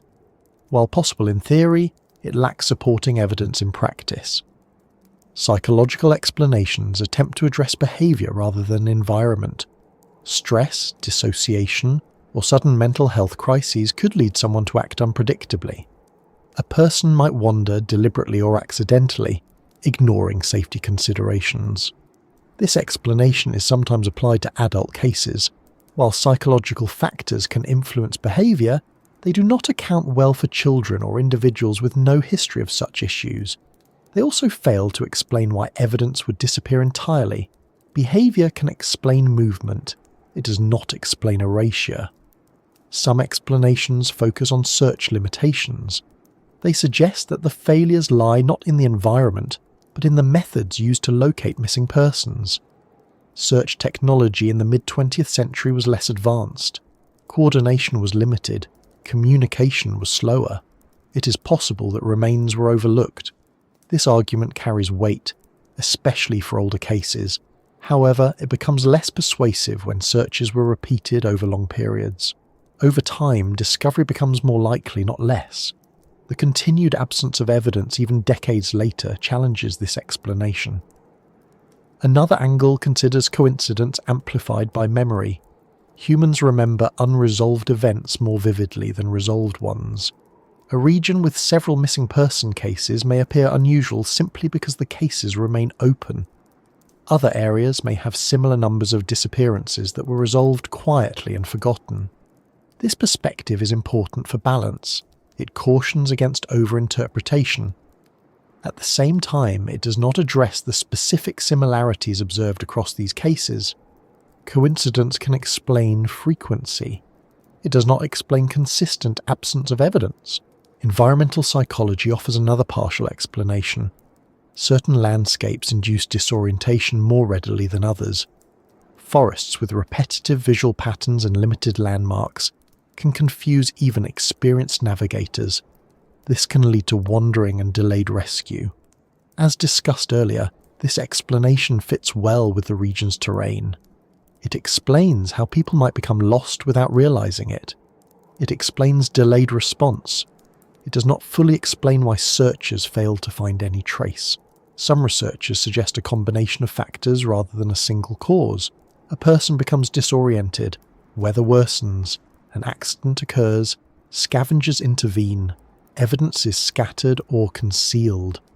This layered explanation is attractive because it does not rely on any one unlikely event. Even layered explanations struggle with repetition. The same sequence of events occurring multiple times, each resulting in complete absence, stretches plausibility. Layering reduces probability rather than increasing it when applied repeatedly.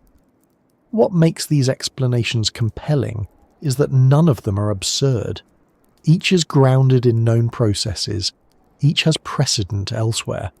The problem is not that they are wrong, but that they are incomplete. They leave gaps that must be filled with assumption rather than evidence. This incompleteness creates discomfort. Humans prefer explanations that close loops. When explanations leave loops open, attention returns to them again and again. The Bennington cases resist closure because each explanation explains only part of the story. As time passed, the persistence of these gaps allowed other kinds of interpretation to enter the conversation: folklore, oral history, cultural memory. These narratives do not replace rational explanations, they coexist with them, offering meaning where mechanics fall short. Importantly, the rise of alternative explanations did not occur in a vacuum. It followed years of unresolved investigation. It emerged from frustration rather than imagination. When conventional reasoning stalls, people look elsewhere not out of superstition, but out of need. The phrase "almost makes sense" captures the tension perfectly. These explanations come close enough to feel reasonable. They fail just enough to remain unsatisfying. That narrow gap between sense and uncertainty is where the mystery lives.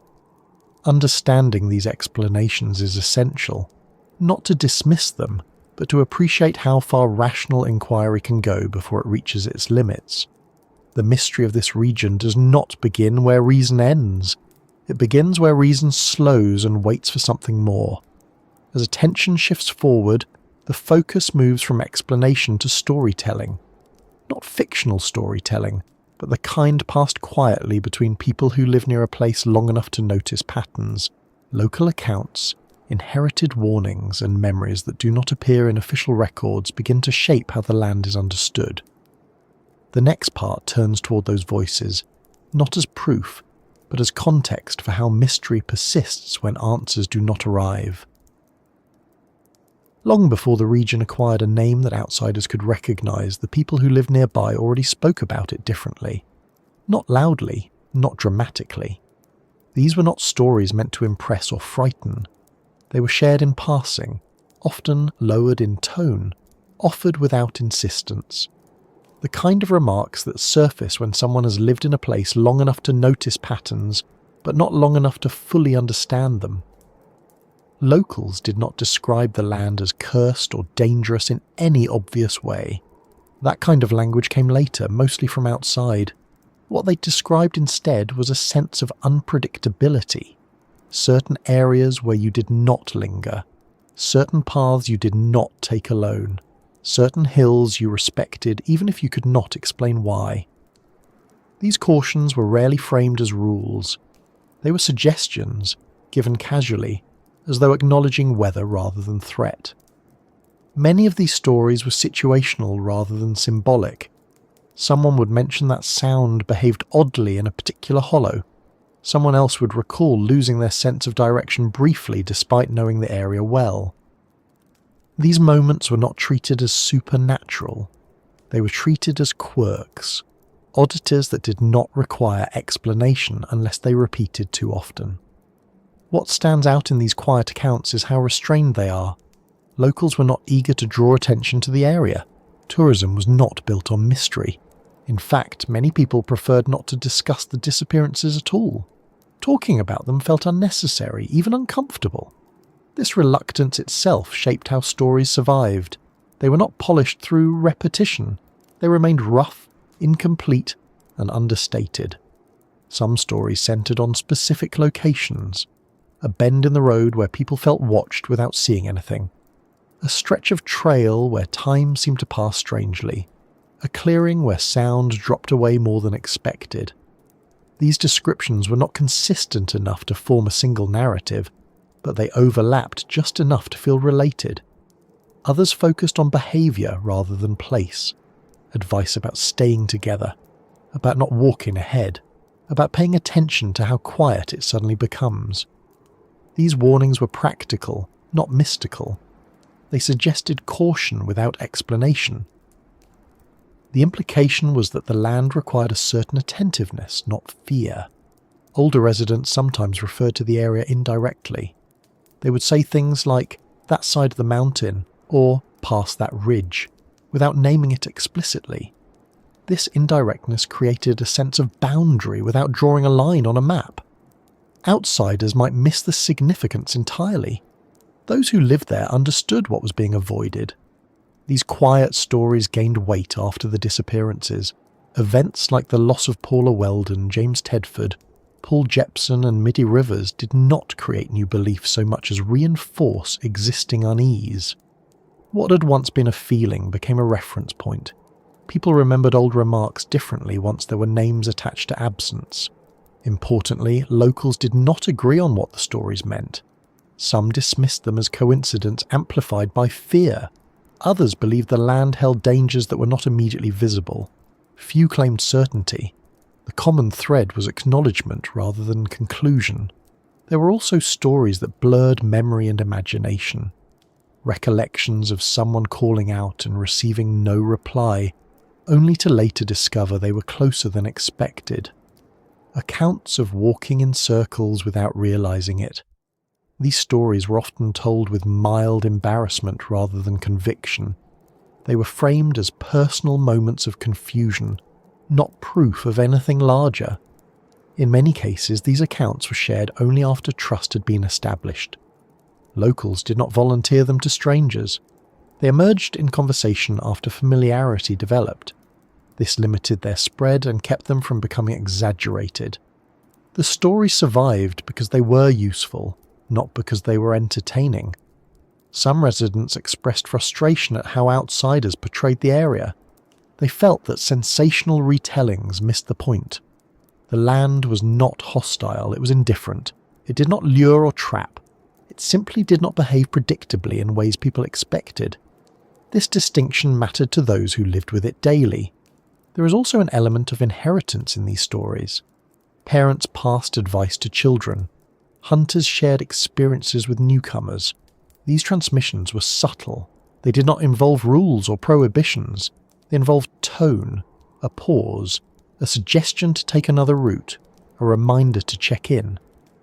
These inherited cautions often lacked origin stories. People followed them without knowing why. Over time, the reason became less important than the habit. This is how folklore begins, not with spectacle, but with repetition of behaviour shaped by experience. The name Bennington Triangle was applied much later, and many locals never used it. To them, the land did not need a label. Naming it felt like an attempt to contain something that resisted containment. The stories existed without structure. They did not require a framework. What is striking is how rarely locals claim to have seen something extraordinary. There were no widespread accounts of strange lights, figures, or sounds. The mystery was defined by absence rather than presence. People disappeared, trails ended, searches failed. That was enough. This restraint makes the local stories more difficult to dismiss. They do not rely on belief. They rely on memory. They do not demand agreement. They simply exist alongside daily life, acknowledged when relevant and ignored when not. In places where mystery becomes entertainment, stories grow louder. Here they stayed quiet. That quiet allowed them to persist without distortion. They were not challenged aggressively because they were not asserted aggressively. They occupied a middle ground between certainty and speculation. As generations changed, some of these stories faded. Others remained, anchored to specific locations or habits. New residents sometimes learned them by accident, discovering patterns through experience rather than instruction. The land taught its own lessons slowly. These quiet accounts do not explain disappearances. They do not solve anything. What they do provide is context. They show how people adapt to uncertainty without resolving it. They reveal how a place can shape behaviour without declaring itself dangerous. Understanding these stories is not about validating them as evidence. It is about recognising how unresolved events influence collective memory. When answers do not arrive, meaning fills the space they leave behind. Not loudly, not clearly, just enough to guide caution. As the narrative continues, attention turns further back in time, beyond modern memory and local habit. Long before settlers, roads and institutions, this land held meaning for others. Those earlier perspectives offer another layer, not as explanation, but as historical context for why some places are approached with respect long before anyone disappears. Long before roads cut across the hills and long before the idea of a triangle was ever imagined, this land already carried meaning. Not the kind that appears on maps or in records, but the kind that accumulates through presence, use, and memory. Indigenous peoples lived with this terrain for generations, and their relationship to it was shaped by attention rather than ownership. They did not flatten the land into symbols. They learned its moods, its limits, and the places where caution mattered. In the region that would later be called the Bennington Triangle, Indigenous knowledge was practical first: where to travel, where not to linger, which areas were good for hunting or gathering, and which were avoided without ceremony or explanation. This avoidance was not always rooted in fear. Sometimes it reflected respect. Sometimes it reflected experience accumulated over time and passed down without the need for justification. Much of what is known today comes from fragments, oral traditions altered by time, displacement, and the disruption of indigenous life caused by colonization. Records were not kept in the way European settlers expected, and much was lost or ignored. What remains are echoes rather than complete narratives. These echoes are often uncomfortable because they resist translation into modern categories. Some indigenous accounts describe certain mountain areas as places of imbalance, not evil, not cursed, but unsettled. Places where orientation could fail, where sound behaved differently, where people did not return if they entered without proper awareness. These descriptions are often misrepresented when retold, framed as superstition rather than observation. Stripped of context, they sound dramatic. Within context, they read as cautionary. It is important to understand that indigenous relationships to land are not symbolic in the abstract sense. They're grounded in lived experience. When a place is described as dangerous or unsuitable, it is often because repeated interaction produced consistent outcomes. These outcomes were remembered and transmitted not as mystery, but as knowledge. One recurring theme in indigenous perspectives is the idea that land has character. Not personality in a human sense, but behaviour. Some places are stable, others are changeable. Some support predictable movement, others do not. This framework does not require a supernatural explanation. It reflects an understanding that environments vary in how they respond to human presence. In areas around Glastonbury Mountain, some traditions warned against settling permanently or travelling alone. These warnings were not universal and did not apply to all uses. They were situational. Certain seasons, certain routes, certain conditions. This specificity is often lost when stories are summarised later, without nuance. When settlers arrived, they brought with them a different way of understanding land. They surveyed it, divided it, named it. They assumed that mapping equaled mastery. Indigenous caution was often dismissed as myth or misunderstanding. Over time, the land was used in ways that ignored earlier knowledge. Trails were cut where trails had been avoided. Settlements were placed where movement had once been discouraged. This does not mean settlers were reckless. They operated within their own framework, one that valued control and permanence. When disappearances later occurred, the absence of indigenous context made them harder to interpret. The land was assumed to be neutral. When it behaved otherwise, confusion followed. Some indigenous narratives reference what could be described as liminal spaces, areas where transitions occur, not just physically, but perceptually. Places where the forest thickens unexpectedly, where terrain shifts without obvious markers, where sound drops away or behaves inconsistently. These descriptions align closely with what modern searchers and hikers later reported, even if the language differs. There is also the concept of respect as a form of safety, entering a place attentively, moving deliberately, acknowledging uncertainty rather than assuming control. This approach contrasts sharply with the settler mindset of familiarity and confidence. When respect is removed, risk increases not because the land retaliates, but because assumptions fail. It is tempting to interpret Indigenous warnings as predictions of later disappearances. That framing is misleading. These traditions were not forecasting events, they were describing conditions. When those conditions are ignored, outcomes may follow, but not in a linear or intentional way. Colonization disrupted the continuity of Indigenous knowledge. Communities were displaced, languages suppressed, stories fragmented. What remained was often filtered through outsiders who misunderstood or reshaped it to fit their own expectations. As a result, modern retellings are incomplete and sometimes inaccurate. Despite this, certain consistencies remain. The idea that not all land behaves the same, that some areas demand greater care, that absence is not always accidental. These ideas surface independently in Indigenous memory and modern accounts, not because they share belief, but because they share observation. Indigenous perspectives also differ from modern mystery framing in one important way. They do not insist on explanation. A place can be known as unsuitable without needing to know why in mechanical terms. Knowledge does not require closure. It requires survival. This contrasts with the modern demand for cause and effect.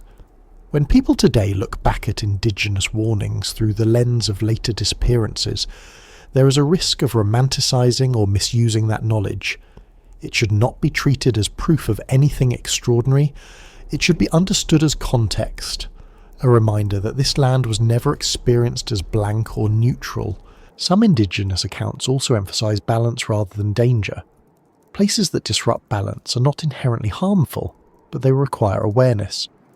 Entering them without understanding can lead to loss, not because something acts upon you, but because your expectations do not align with reality. This idea resonates with what modern searchers encountered, a mismatch between expectation and outcome. Tools that worked elsewhere failed here. Confidence did not guarantee safety.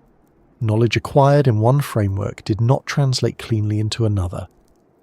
The long shadow of Indigenous memory is not a claim that answers exist in the past waiting to be uncovered.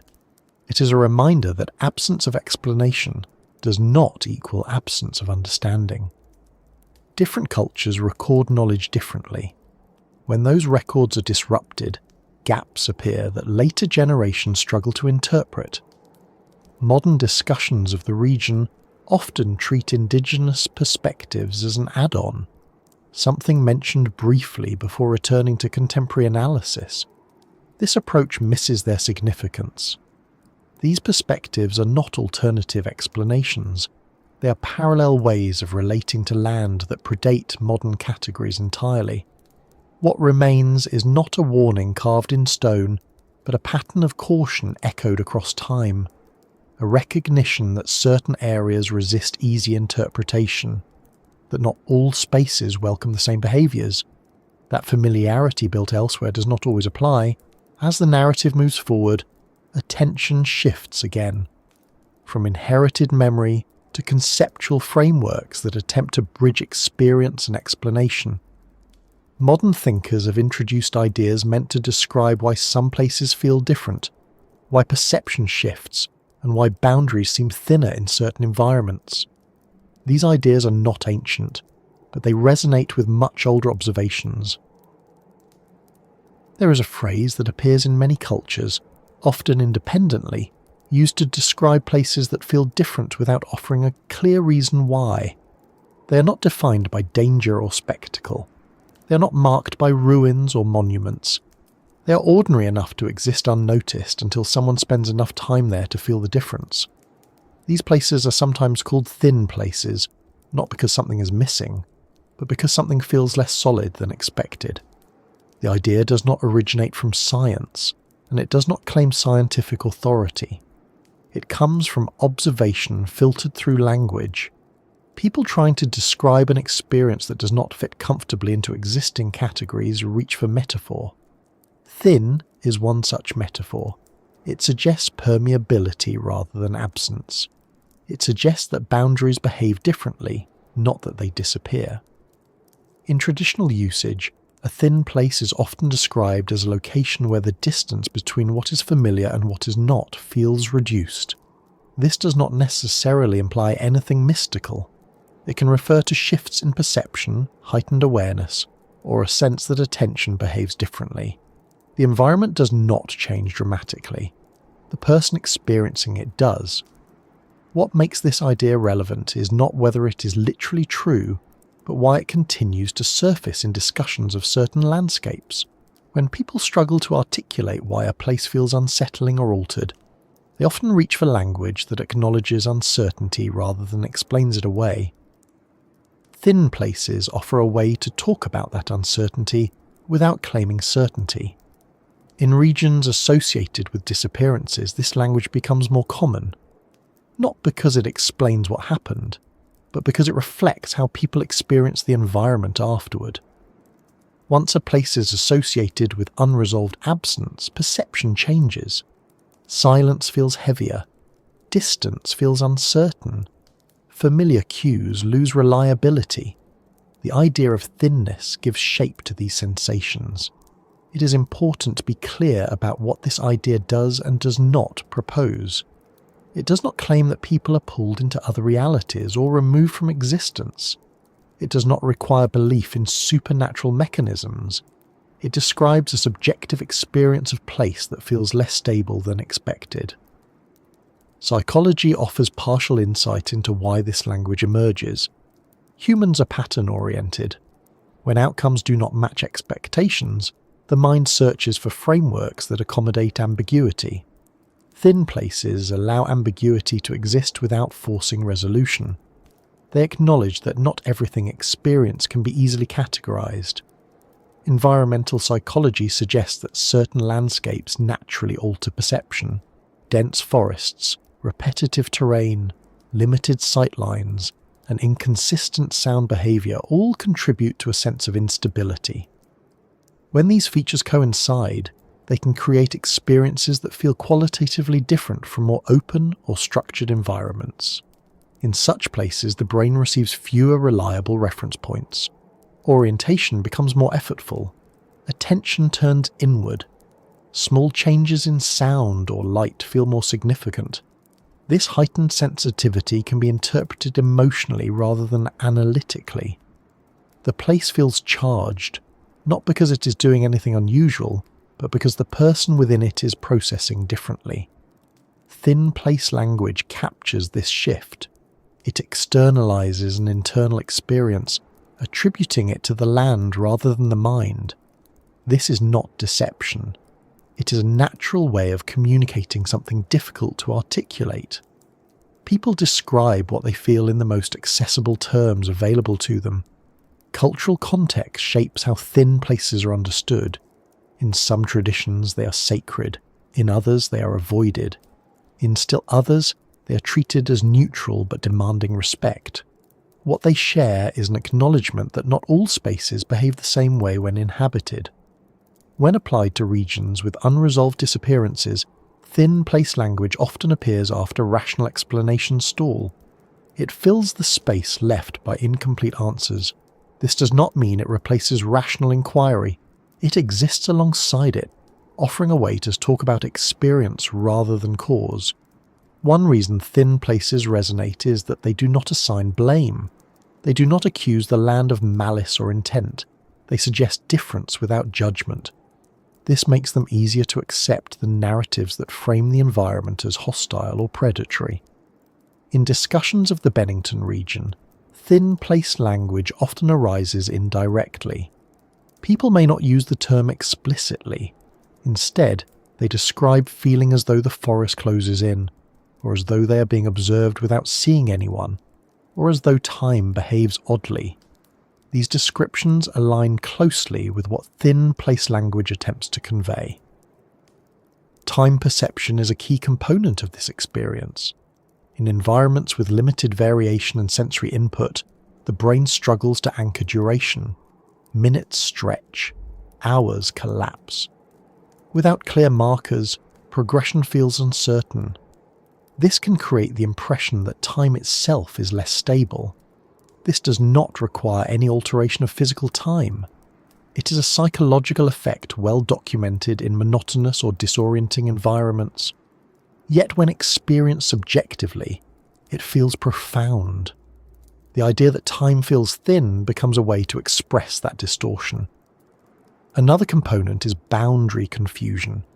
In thin place descriptions, boundaries between spaces, states, or moments feel less defined. In practical terms, this may manifest as difficulty distinguishing one location from another, or one decision point from the next. The landscape blurs without becoming chaotic.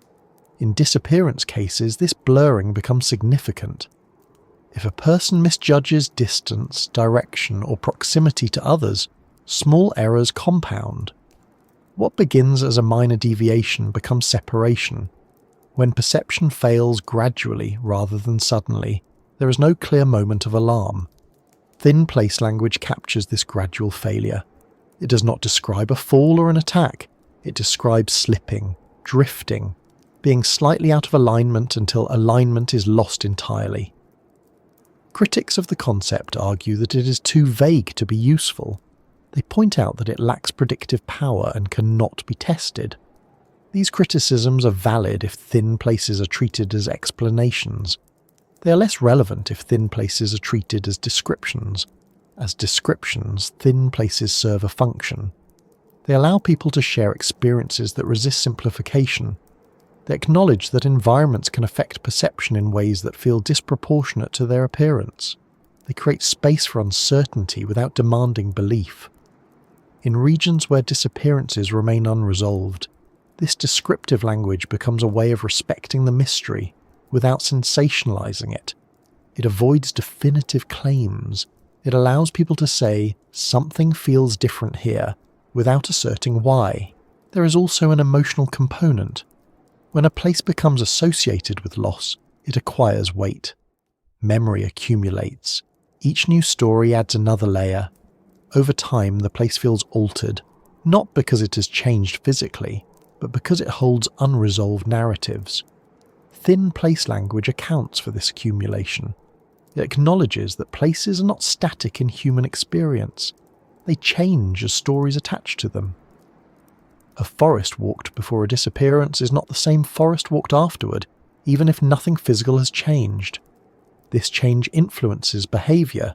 People move differently. They pay attention differently. They hesitate where they did not before. These behavioural shifts reinforce the sense that the place itself is different, even though the difference originates in perception. Importantly, thin place narratives do not insist that everyone experiences the same thing. One person may feel nothing unusual, another may feel deeply unsettled. This variability aligns with psychological understanding. Perception is shaped by expectation, memory, and individual sensitivity. This variability also explains why some people pass through the region without incident while others do not. Thin place language does not claim inevitability.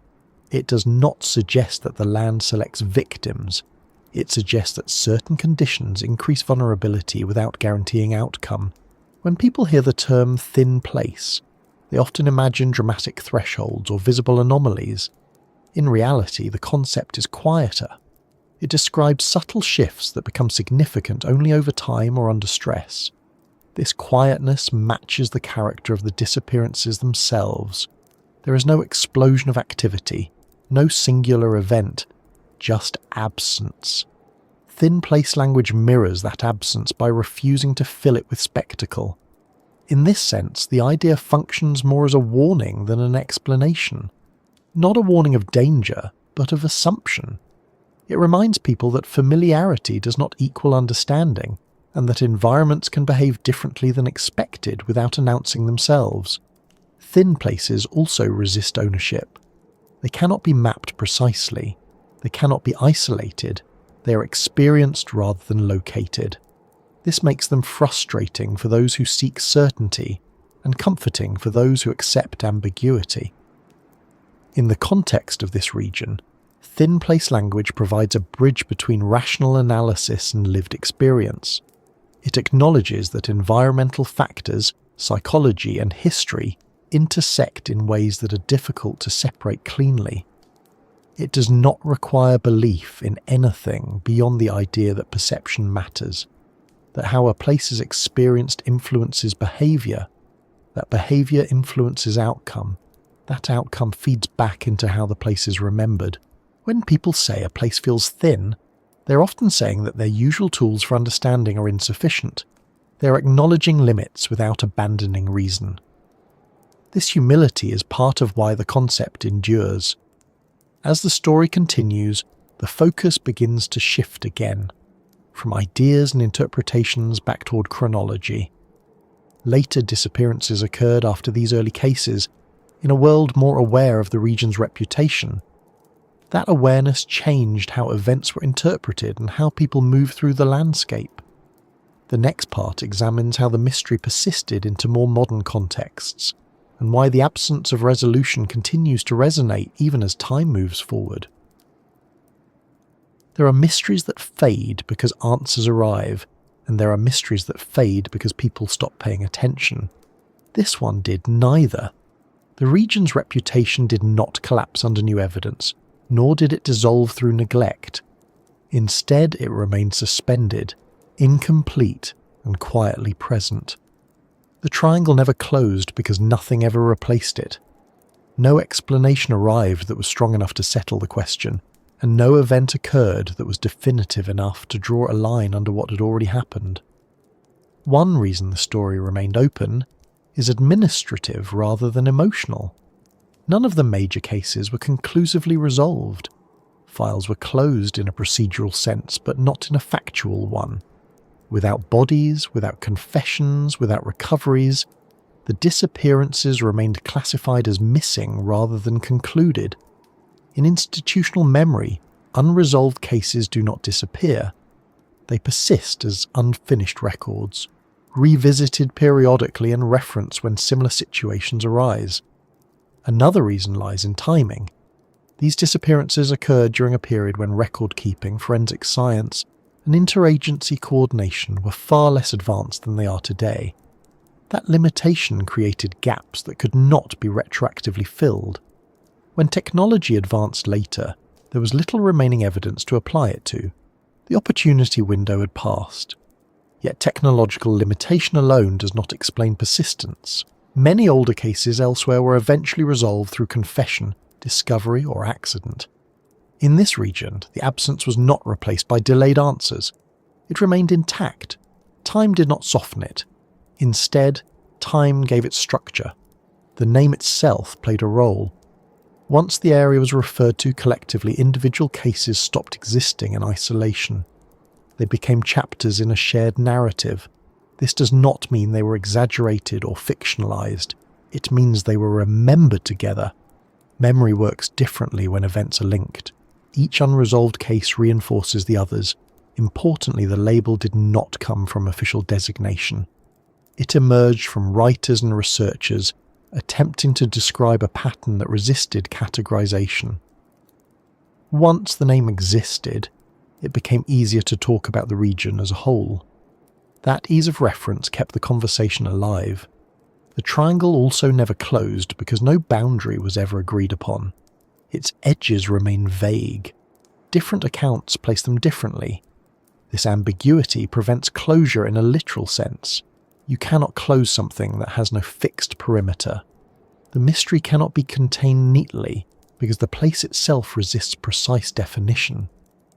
As years passed, new generations encountered the story. Each encountered it differently. Some learned about it through books or articles. Others heard it mentioned casually by locals. A few encountered it through experience, noticing unease before learning context.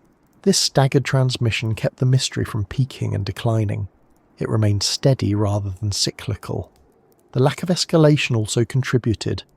No dramatic final event occurred that forced resolution.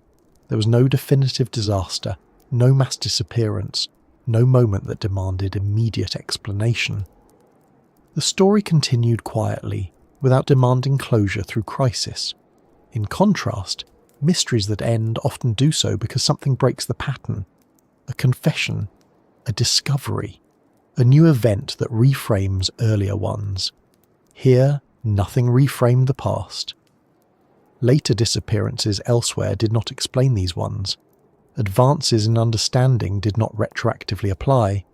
The earlier cases remained untouched. Another factor is restraint. The story was not driven aggressively by sensational media. There were bursts of attention, but no sustained campaign to redefine the region as dangerous or cursed. This restraint preserved credibility. The mystery did not burn out through exaggeration. It remained grounded in documented absence. Local behaviour also played a role. People did not turn the region into a spectacle. They continued living there. They continued hiking, hunting, travelling. They adjusted habits subtly rather than abandoning the land. This continuity prevented the story from becoming mythic in the traditional sense. It stayed anchored to normal life. Because life continued, the absence felt sharper. If the area had emptied or become restricted, the disappearances might have been attributed to danger. Instead, people passed through safely every day. That contrast made the unresolved cases feel more anomalous, not less. The triangle also never closed because it never demanded belief. People could acknowledge the mystery without accepting any particular explanation. This flexibility allowed skepticism and curiosity to coexist. When a story demands belief, it polarizes and eventually fractures. When it allows uncertainty, it endures. Researchers returned to the cases periodically, hoping new perspectives might reveal something overlooked. They re-examined timelines, they questioned assumptions, they compared details. These efforts rarely produced answers, but they refreshed attention. Each revisit reminded people that nothing had changed. The persistence of the mystery is also tied to scale. The number of cases is small enough to examine individually and large enough to suggest pattern. This balance is rare. Too few cases invite dismissal. Too many invite statistical explanation. Here, the number sits in an uncomfortable middle ground. The landscape itself reinforces persistence. It remains largely unchanged. Trails still exist. Roads still follow the same paths. Forests still behave the same way. People can stand where others once stood and see no indication of what happened. This physical continuity makes the absence feel current rather than historical. Memory attaches to place differently than to time.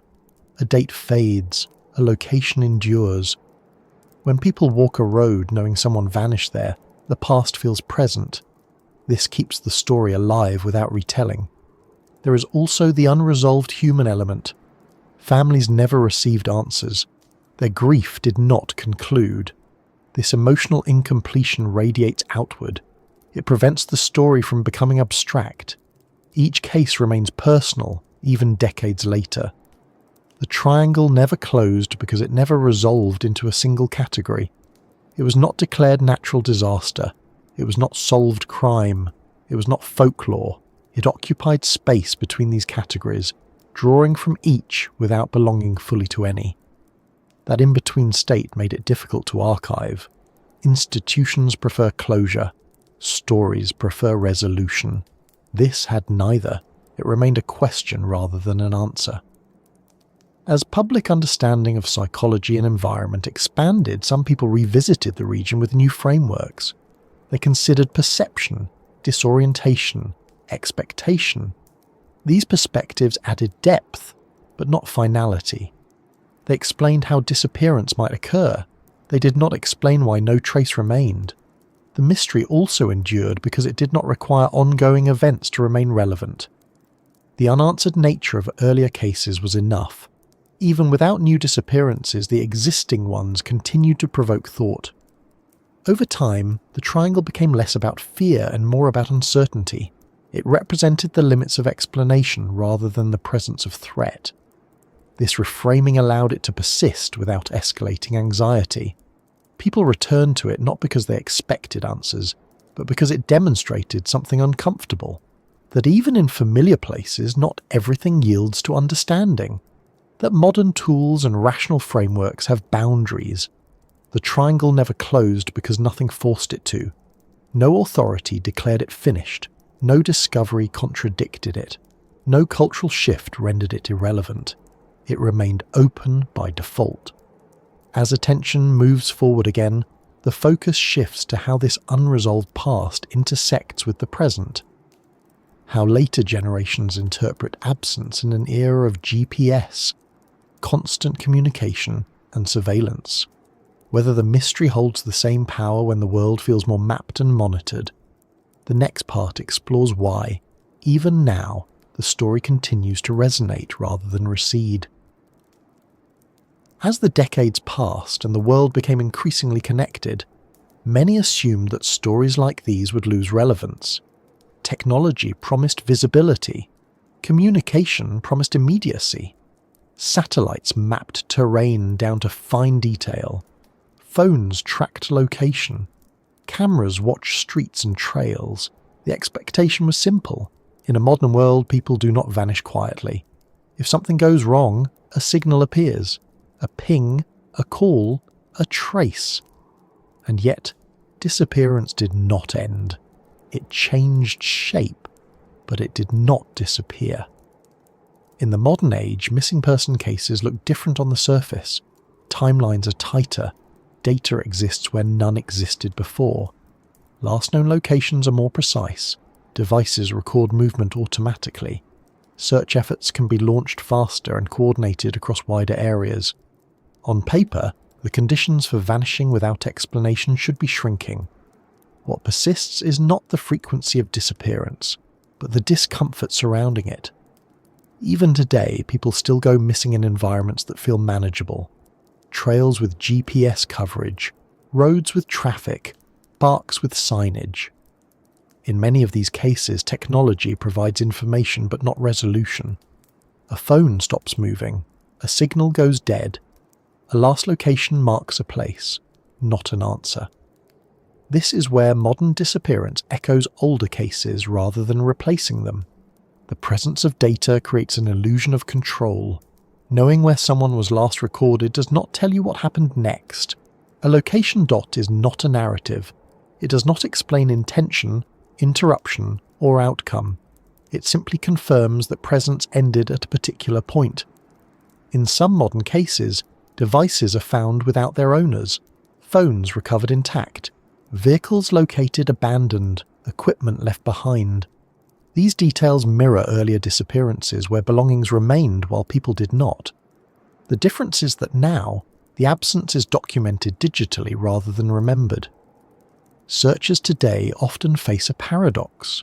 They have more information than ever, yet that information still stops short of explanation. A trail of data can narrow the search area precisely, only to lead to the same silence encountered decades earlier. The forest still absorbs sound. Terrain still obscures sight. Time still passes without answers. Modern technology also changes how quickly expectations form. When someone goes missing today, there is immediate pressure for resolution. Social media spreads awareness rapidly. Public attention spikes early. This urgency can be helpful, but it can also amplify frustration when answers do not arrive. In older cases, uncertainty unfolded slowly. In modern ones, it unfolds under observation. This observation does not necessarily bring clarity. It brings commentary. Speculation spreads faster than evidence. Every data point is examined repeatedly. Each gap becomes more noticeable because it exists alongside so much information. The absence stands out more sharply against the backdrop of constant connectivity. There is also a shift in how people interpret place. In the past, unexplained disappearance was often attributed to remoteness. Now, remoteness is relative.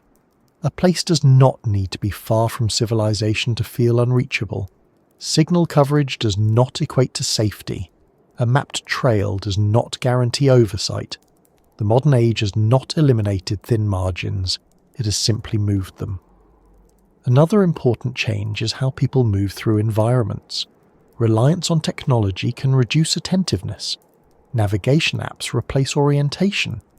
Digital maps replace mental ones. When these tools fail, the gap between expectation and reality can be wider than before. This does not mean technology causes disappearance. It means it alters how people relate to space. Confidence becomes outsourced. When that confidence is disrupted, response may be delayed or misdirected. In wilderness settings, GPS accuracy can degrade under canopy or terrain. Signals bounce, locations drift. A person may believe they are on a path when they are not. This mismatch between perceived and actual position mirrors older experiences of disorientation, only now mediated by devices rather than intuition. Search and rescue professionals acknowledge this shift.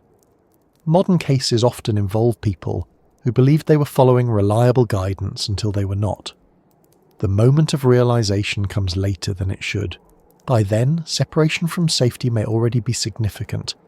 Despite all advances, one thing remains unchanged. The environment does not adapt to technology. Forests do not behave differently because satellites exist. Sound still fades, visibility still fragments, terrain still redirects movement subtly and consistently. What technology does change is how disappearance is framed. It becomes less about being lost and more about interruption. When data stops abruptly, it suggests a moment where something changed. That moment becomes the focus, even if nothing can be reconstructed around it. This focus can be misleading. Not all disappearances involve a single decisive event. Some involve gradual deviation. Others involve compounding small decisions. The modern emphasis on precise moments can obscure slower processes. In the context of the Bennington region's history, modern disappearance highlights continuity rather than contrast. The tools are different. The questions are not. People still ask how someone could vanish without leaving answers behind. They still struggle to reconcile ordinary settings with extraordinary absence. What has changed is tolerance for uncertainty. Modern culture expects resolution. Cold cases feel unfinished in a way they did not before. The idea that a person could disappear and never be accounted for feels increasingly unacceptable, even if it remains possible. This tension keeps older mysteries relevant. They do not feel outdated. They feel unresolved in a world that promises answers. The contrast between expectation and reality sharpens their impact rather than dulling it. Modern investigations sometimes revisit historical cases with new tools: ground-penetrating radar, improved mapping, digital archives. These efforts occasionally uncover overlooked details. In this region, they have not produced closure. The absence remains resistant to reinterpretation. This resistance is part of why the story continues to resonate. It challenges the assumption that progress equals comprehension. It suggests that some questions persist not because tools are lacking, but because reality does not always yield to examination. The modern age has not replaced mystery with clarity. It has replaced distance with immediacy. Absence is now experienced in real time rather than discovered slowly. This immediacy intensifies emotional response but does not necessarily deepen understanding. In many ways, the unresolved nature of these disappearances feels more uncomfortable now than it did in the past. The world feels smaller, surveillance feels constant, and yet people still slip through unnoticed. This realization reframes older cases rather than diminishing them. They no longer feel like artifacts of a less informed time. They feel like early examples of a problem that has not gone away. As the story moves toward its final reflection, the focus shifts from cases and patterns to meaning.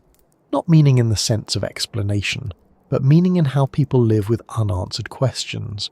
Why some mysteries endure not because they terrify, but because they remind us of limits. The next and final part sits with that idea quietly, without attempting to resolve what has resisted resolution all along.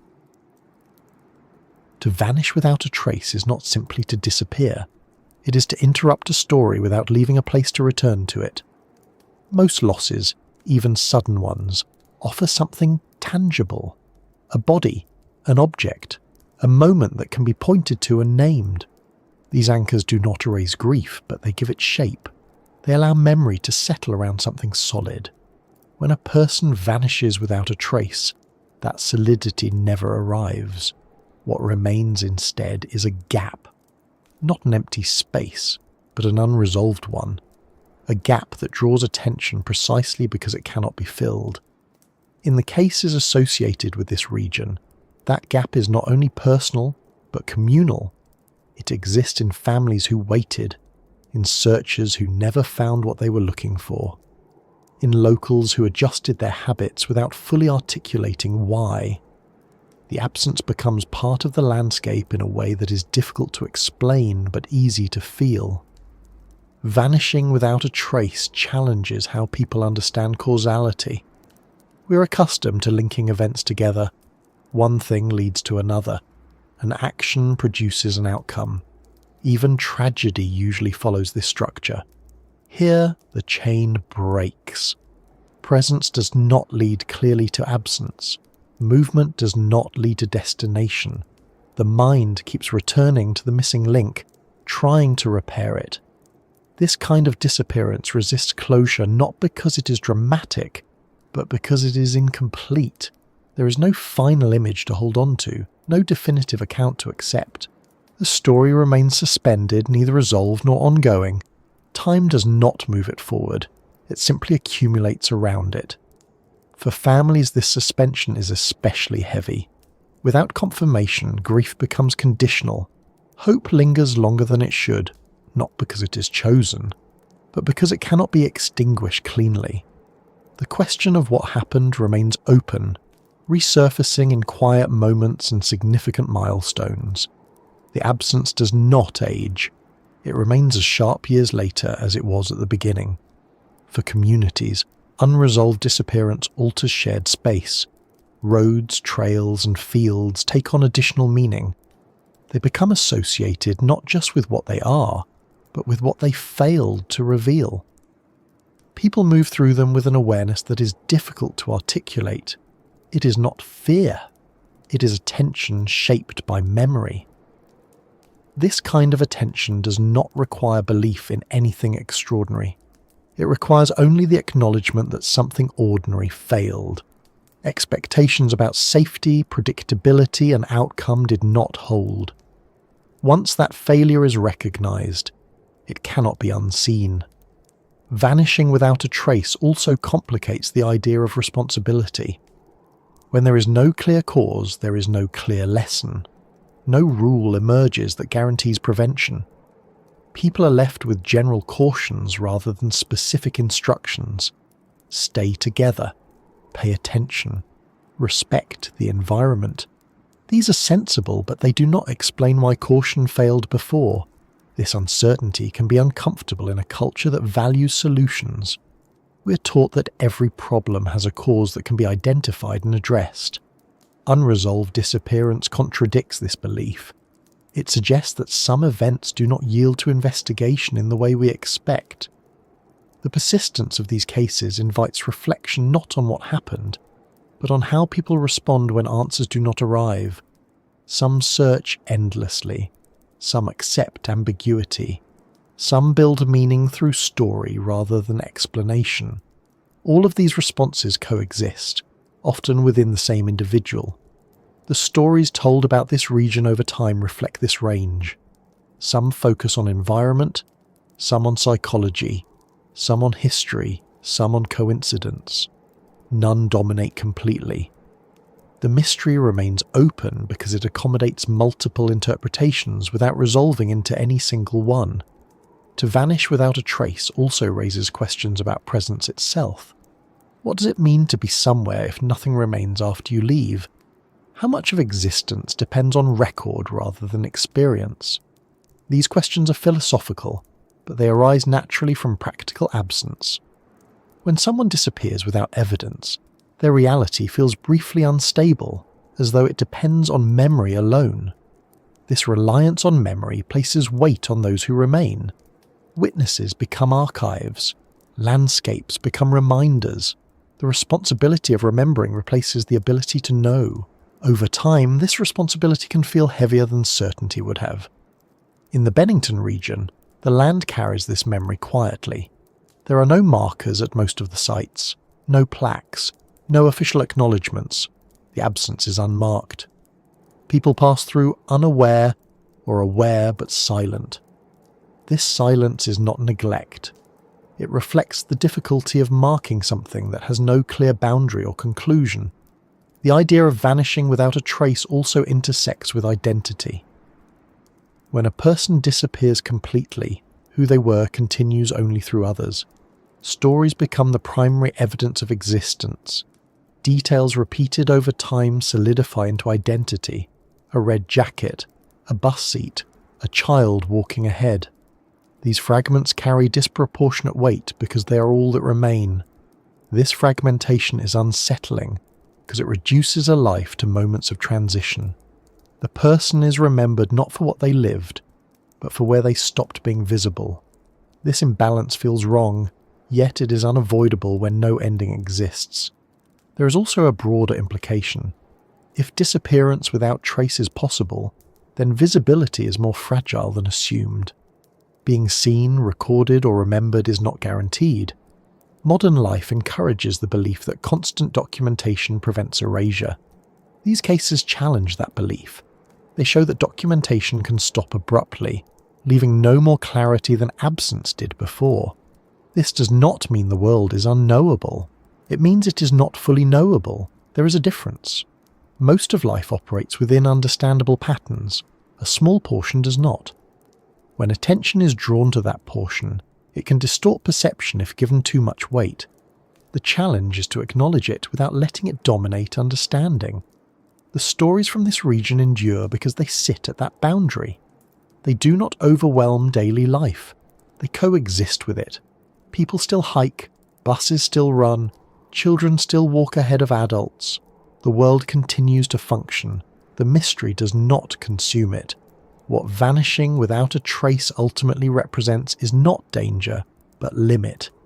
A limit to explanation, a limit to control, a limit to the stories we tell ourselves about how predictable the world is.